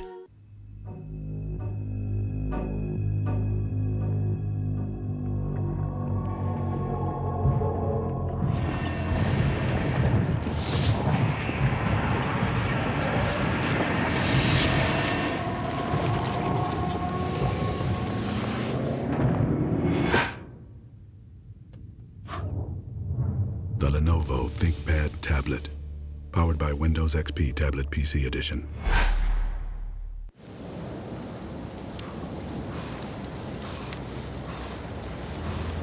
Lance Armstrong is not a cyclist. He is a leader. He uses all that he has accomplished to lead an army of cancer survivors and to give hope to everyone fighting the disease everywhere. What do you hope to accomplish? Your goals are our goals. American Century Investments. Invest in what matters. I want to ride. I want to ride. I want to ride. I want to ride. I know. Let's go. The full line of fun and reliable CRFs from Honda. Everyone wants to ride. For monthly payments as low as $39, visit relief.honda.com or ask your Honda dealer about Red Hot Summer Relief. Where would you go for a delicious panini hot off the grill? How about your microwave? Try a Corner Bistro panini from Stouffer's. Cooked on our revolutionary grilling tray, they're the only panini that actually grill to perfection in your microwave. For a crispy, restaurant-inspired panini at home, try our full menu of Corner Bistro panini. And see what's cooking at Stouffer's. Well, we're back with the pictures, and take a look at this now as the riders. Remember, the race has finished at the front end, and it finished 16 minutes and 35 seconds and counting. And the winner was Jens Voigt. It's the rider who finished second who could be looking for a yellow jersey tonight, because I'm not surprised Team CSC are smiling. They've just been told that they've won the stage today with Jens Voigt. But at the front of the race, there is nobody making any particular pace.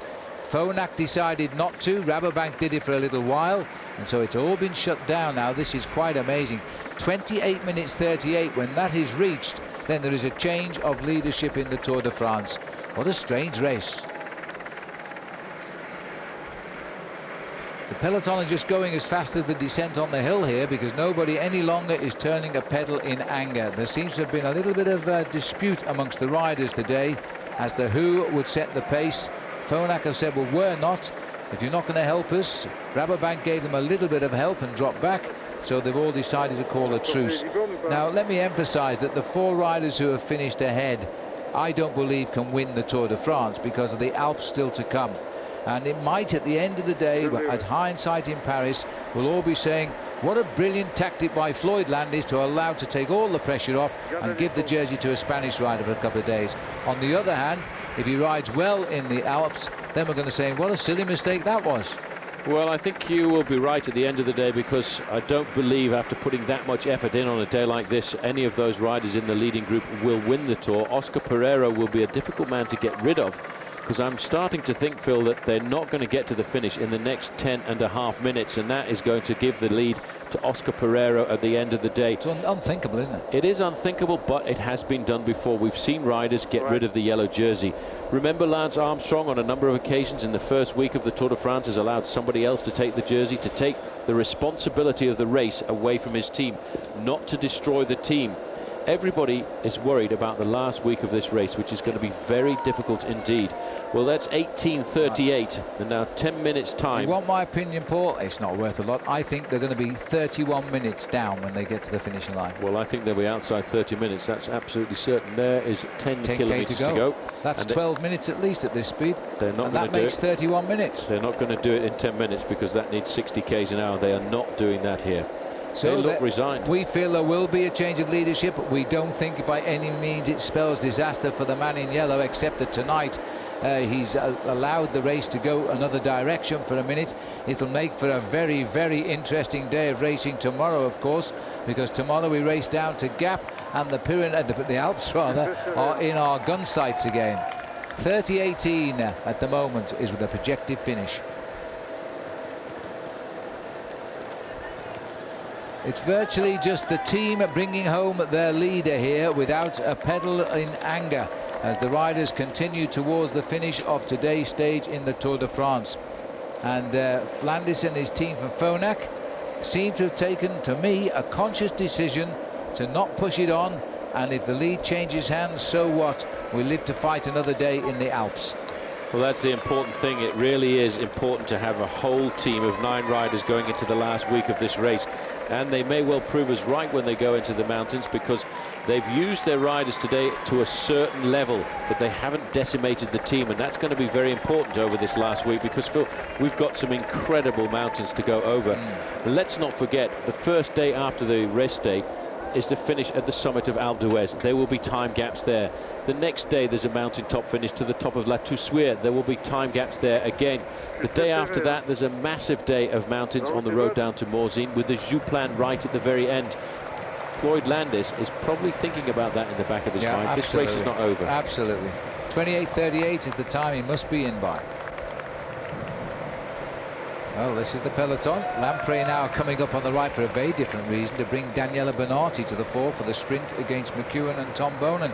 George Hincapie in the middle there, shaking his head, having a bit of a wry smile, because at this stage of the Tour he's normally on the winning riders team. Well, let's remember that Jens Voigt was the winner today. Now, it's not always we get the chance to interview the winner before the main field has arrived, but that's what we can do now as we go down to Frankie Andreou. Jens Voigt, congratulations, a great win. It looked like when you were attacking, you weren't even concerned about who was on your wheel. How important was this win for you and your team after everything's been happening? Well, as you can imagine, we were desperately looking forward to get something to cheer us up, to get some really good news, you know. And I think that's hopefully the turning point for us, you know. That basically saved my season, it saved my tour, and hopefully also the tour of our team. Now we have a stage win, and we can say, hey, look, we're still there, you know, even though we only have 6 riders left, and 4 of them are crashed already. So, you know, we really get it together today, and I'm really more than happy that it worked out that way. In the final kilometer leading up, we saw you exchanging words with Pereiro. Can you tell us a little bit what was said? Well, I told him, hey, look, you go for your rally jersey, and you need to work as well a little bit, but that he didn't really want to come past me showed me that he was really tired, I think, and that gave me a lot of confidence that I'm going to win the sprint against him. Congratulations, thank you. Thanks a lot, thanks. The wonderful man Jens Voigt there smiling, and yes, I don't know about saving his season. He's already won 1 race this year, and he's had his usual brilliant and very consistent year for CSC. But Jens Voigt's a super guy. Well, we're sort of in the streets now of Montélimar, still quite a way to go. Oscar Pereiro last year finishing in 10th overall, by the way, and he was 16 minutes behind Lance Armstrong. He could be in the yellow, but he was only 3.25 minutes behind Floyd Landis, so there could be a battle if Pereiro refines his form that he had last year, which was special. But let's explain the fact that he got that 10th place finish because he was in a very long breakaway on the race to the summit of Sanary-Soulon, where George Hincapie was the winner. I think on that occasion they had a 10-minute lead over the main field, so he still would have been a long way down. I still believe that he will lose time when we come into the mountains. This race, as we've said since day one, Phil, is going to be a strange race. It continues to be a strange race, and it will be next week as well. Well, Jens Voigt has said that he was talking to Pereiro towards the finish, saying, you must help me, and Pereiro wouldn't help him, but he felt he was very tired. But he said to Pereiro, you must help me because you will be in yellow tonight, and still Pereiro couldn't help him. Well, Jens knew exactly what was going on, and the fact that Jens was able to attack 2 or 3 times and Pereiro came back and never counter-attacked himself was an indication that the Spanish rider was obviously suffering a little bit from the heat and the long day. You know, that is a long time to be at the front of the bike race in a breakaway, 210 kilometers. Stefano Garzelli here, Paul, the way he's signaling frantically. It's not for a drink of water at this stage. He might well have a flat tire there. Could be. I'm just I think it's his back tyre, is it? Just trying to see if the back end of the bike is sweeping around a fraction. Yep, he's got a flat back tyre. Oh, that's bad luck, even if they're not racing so fast. It is very bad luck, because if he doesn't stay in contact with the main field on a day like this and he gets dropped off the back, he could be risking elimination, because the elimination is 10% of the winner's time on a stage like this. Now, they won't eliminate the main field, but if one rider is off the back of the group and he's outside the elimination time, goodbye. That's a very good point indeed. Well, we wish him well then, but we'll find out. I'm not too sure what the winner's time is. 5 hours something. Well, I haven't got it written down, so I don't know. I can't work the elimination time out at the moment. We're watching on a flat the field stage, it will now. be on a flat stage. It will be between 25 and 30 minutes, depending on the average speed of the stage. But it was a fairly fast stage this afternoon, at over 42 kilometers an hour. Well, here we go across the Rhone again. One of the major rivers here in France, rivals the Loire for being the longest in the country. And the Peloton now enjoying the views like they've done all day today. It's France is ever fainting.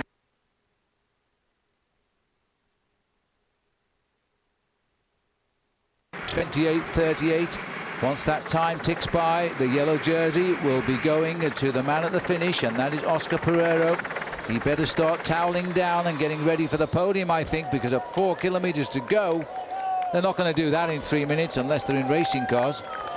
Well, unless they've got themselves a very fast racing car, although I did notice on the run in towards the finish for the leaders, the kilometer banners went by very quickly indeed, but I do believe that they won't do it in that. This is the lovely approach here into Montélimar itself. Well, come to think of it, it is the capital of the nugget-making region, so perhaps they got stuck to the road a bit today. Seriously stuck to the road this afternoon. The roads have been melting in temperatures approaching 102, 104 degrees Fahrenheit, and the reflected heat from the road has been up as high as 120 degrees. A really hot, hard day in the saddle. 2 races now. 2 races, the race for the yellow on the left and the race for the victory on the, well, the victory of the bunch sprint on the right-hand side, and that is Team Lamprey. Tom Bonen's men are moving up to the front as well. All of these riders not taking any interest at all in nailing back that leading group of 5 riders. Needless to say, no sign of Robbie McEwen yet, but mark my words, he'll be there right on the line, I would imagine. He's sprinting very, very well this year, better than we've ever seen him sprint, I think. 3 kilometers to go. 3 kilometers to go. We've got 2 minutes. They're going to be around 32 minutes, I would think, by the time they get to the line. So he hasn't just given it away. He's given it away by maybe 2.5 minutes, that yellow jersey. Well, they're picking it up now. We'll get a chance to see if the kilometer banners were exactly on the kilometer points. You can see riders moving up the outside here. I have seen races in the past where kilometers have been ticked off in a minute at a go, but I don't think we're up to 60 kilometers an hour here. There was Tom Boonen as they sweep across the Rhone here, the Rhone which goes right the way down to Marseille and spits out into the Mediterranean. Theoretically, 2 kilometers to go. They should cover the last 2 kilometers in around about 2 minutes and 20 seconds. So that's going to put it round about 29 minutes and 40 seconds, I think. Maybe they will just scrape inside of the 30-minute mark. So it sounds like Oscar Pereiro is about to pull on the maillot jaune tonight as they go under 2 to go. He's ridden the Tour de France twice before. On both occasions he's finished 10th in Paris. So he's not exactly somebody that you cannot respect, because if he finds the right legs, he is a challenge. Although so far this Tour, he hasn't given us any reason to think that he's going to win it. But right now he's going to be the leader of it, that's for sure. He's going to be the overall leader by a margin of around about 1.5 minutes, I would expect, by the end of the day. Let's not forget, put it all into perspective, Phil, he lost 26 minutes on the big Pyrenean mountain stage, and although he'll turn it around, I think he might find Alpe d'Huez a little bit difficult to digest. Well, all the big hills are around the corner now, because after today we race down to Gap, and as everybody knows, Gap is the gateway to the Alps. When you come from this direction, the Izoards, not too far out of that town, over to Briançon, and onward we go. Anyway, look at that, the clock has gone by, so Floyd Landis won't be required at the podium today, and we would never have thought that a rider would go away at the start of the race and win by half an hour and take the lead in the Tour de France. As the sprint now builds up with Bernardi looking to try and clean up Robbie McEwen here. Well, Bernardi's at the front. I haven't spotted Robbie McEwen yet, but I'm sure he will be there. He will need to get himself the few more points. He was right on the wheel there of Tom Bonan. That is his tactic. It should be around about 30 minutes and 30 seconds by the time they come up to the line, but maybe just inside of that. Well, there's big Magnus Baxter off to the left. Eric Zabel is now centre, moved over to the right. In the white is Tom Bonan. On Tom Bonan's wheel is Robbie McEwen. His head is moving around. He's looking for the gaps, waiting for them to open as he runs for the line. He's going to have to burst out of it now, because is the Bernardi going to sign this one off? There's the lead-out train for Tom Bonan. Tom's not there. Magnus trying to come through on the test. Magnus, who's got Tom Bonan on his wheel right now. As we swing over towards the right, Bernardi waiting to pounce here. It's going to be a very tight finish. Bonan is getting his sprinting legs back, and McEwen, it is a matter of honour this. Well, Tom, you beat me yesterday. Boy, you're going to do it again today? No, you are not. McEwen has got revenge on yesterday's finish. Tom Bonan is going to go home depressed again. Well, Tom Bonan just got nicked on the line there by Robbie McEwen, but we will have a brand new yellow jersey tonight. It is going to be confirmed in a few moments' time. The new leader is Oscar Pereiro. There he is, the new leader of the Tour de France. So, as you see now, it was a long wait, half an hour before he knew it. He's never led the Tour de France before. This is his third Tour de France. Twice he has finished 10th overall in the Tour de France. He lost the stage today, but he has got the maillot jaune, and Jens Voigt, the first to congratulate him. They weren't so friendly in the last kilometre or two, but they're certainly the best of friends now. Jean-Marie Leblanc laughing with him. Remember, this is the rider that disappeared off the mountain having lunch last year in the Tour de France. Thank heaven he wasn't hurt, and so we all had a little bit of a smile about that. The winner of the stage is Voigt, the new leader of the Tour de France, and he is out of yellow. But for how long? Ah, that's the question. We'll see you back in a moment for all of the end of stage wrap. Don't go away.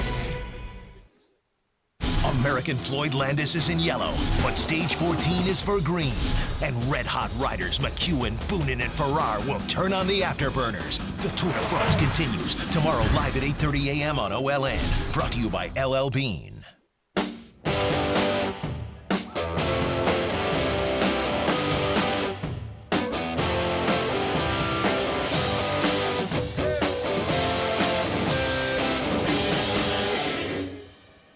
I've kind of got this problem. I can't sleep, cold sweats, rash.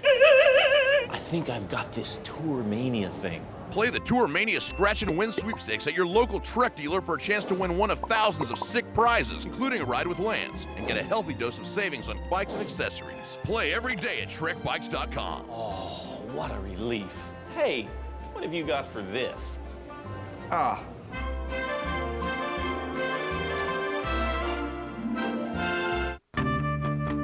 When we set out to build an entirely new type of motorcycle, we looked everywhere for inspiration, except to convention. The 113 cubic inch fuel-injected Star Roadliner. We build it, you make it your own. Test drive one today at participating Yamaha dealers. Now get a 5-year warranty plus low 5.9% financing on any Roadliner or Stratoliner.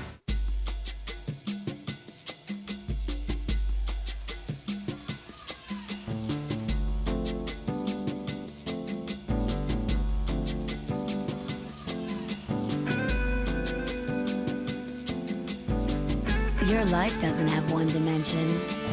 Neither should your beer. Michelob Ultra. Rewarding taste that's made for the way you play. Live life to the ultra.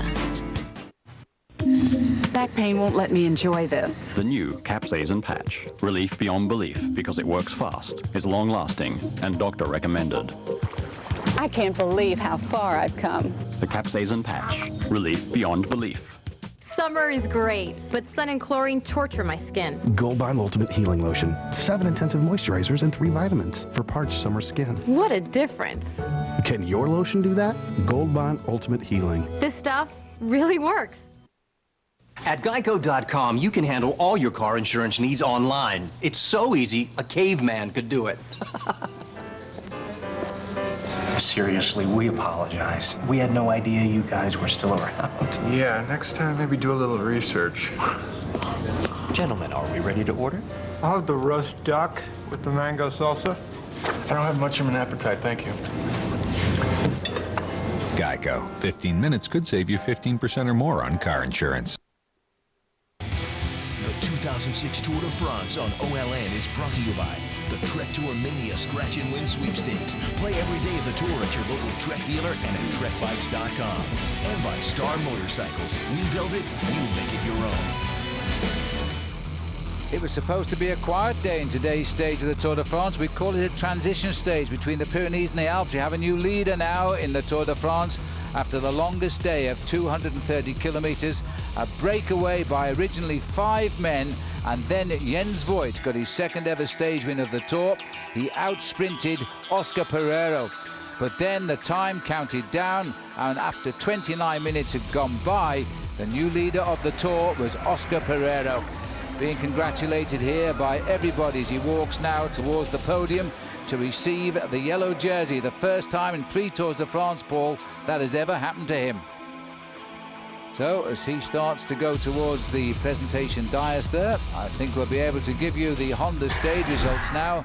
Jens Voigt winning, same time as Oscar Pereiro, 40 seconds quicker than Sylvain Chavanel and Manuel Quinziato. 6:24 to the other man in that breakaway, Andrei Grivko. Those 5 riders ahead all day today, and then 29 minutes, 57 seconds later, Robbie McEwen got the better of Bernard Eisel, Tom Bonen, Carlos de Cruz and Arnaud Coelho. I don't know where Daniel Bernardi was, he should have been there. Marco Velo finished 11th, Hushoff, Ventoso, Luca Paolini, Eric Zabel completing the top 15, all getting the same time. Stegma's there, led out McEwen, coming in 16th place. So at the end of the day, a good result not only for Oscar Pereiro but also for Robbie McEwen, because Robbie has now increased his lead too in that green jersey competition, but not the green jersey now. What about the destiny of the yellow? Well, I don't think it's too much to worry about. We've seen riders lose the yellow jersey in the past on purpose because they know what is to come. And we're facing up, I think, this year to a very difficult last week of the Tour. It must be difficult to get rid of it because I think Floyd Landis enjoyed wearing the yellow jersey. Yeah. But at the end of the day, I think he'll get it back. Let's not forget, we've got Alpe d'Huez, we've got La Toussuire, we've got a big long stage into Morzine. There's a lot more racing to go. Well, it is the 7th time the yellow jersey has changed hands to a different holder. Hushoff did it twice. And the record, by the way, is 8. We're getting close there. Well, as we look at the race here now, Paul, it's a situation that I think the decision was taken on the road, actually. Landis decided, let's give it away, let's wait and see what happens. Let's have a look then at the Michelob Ultra overall standings. After 59 hours and 50 minutes, Pereiro is the man on top. Last 2 years, he's finished 10th in the Tour de France. Landis at 1 minute 29 now. Dessel at 1:37. The rest of the time gaps remain basically the same, all based now on Oscar Pereiro. Menchov down 3rd to 4th. Cadel Evans down 4th to 5th. And there is the smile of the man who was 2nd to George Hincapie at Pla d'A last year. 2 days later, went out and won his stage. And there was the rider there, Jens Voigt, who won his stage. They fell out in the last 500 metres. They're the best of mates now. Well, Jens Voigt read the race perfectly, because in the last few metres he did say to the Spanish rider, don't worry, mate, because you will be the overall leader tonight.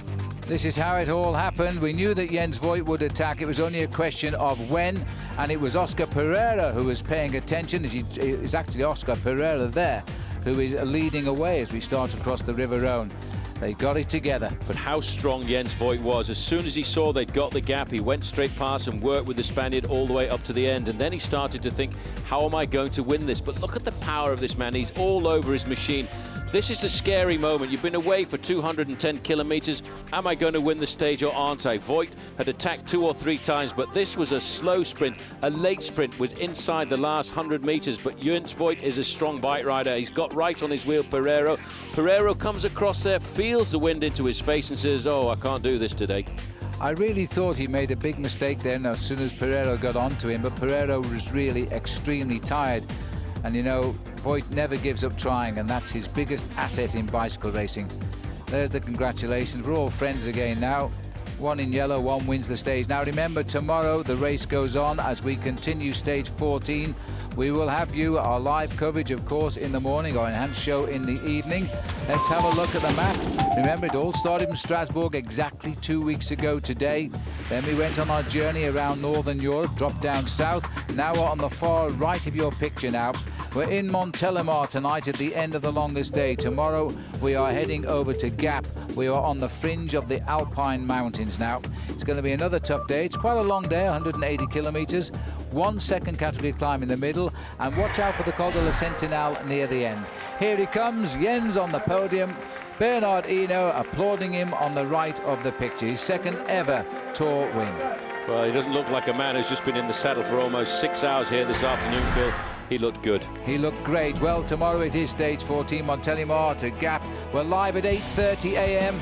Our enhanced coverage commences at 8 p.m. Eastern Time, 9 p.m. Pacific. There is the man who is the new leader of the Tour de France tonight, Oscar Pereiro of Spain. This is a great Tour de France and a big surprise. We'll see you all again tomorrow. For the whole team at OLN, it's goodbye from Montélimar. The Court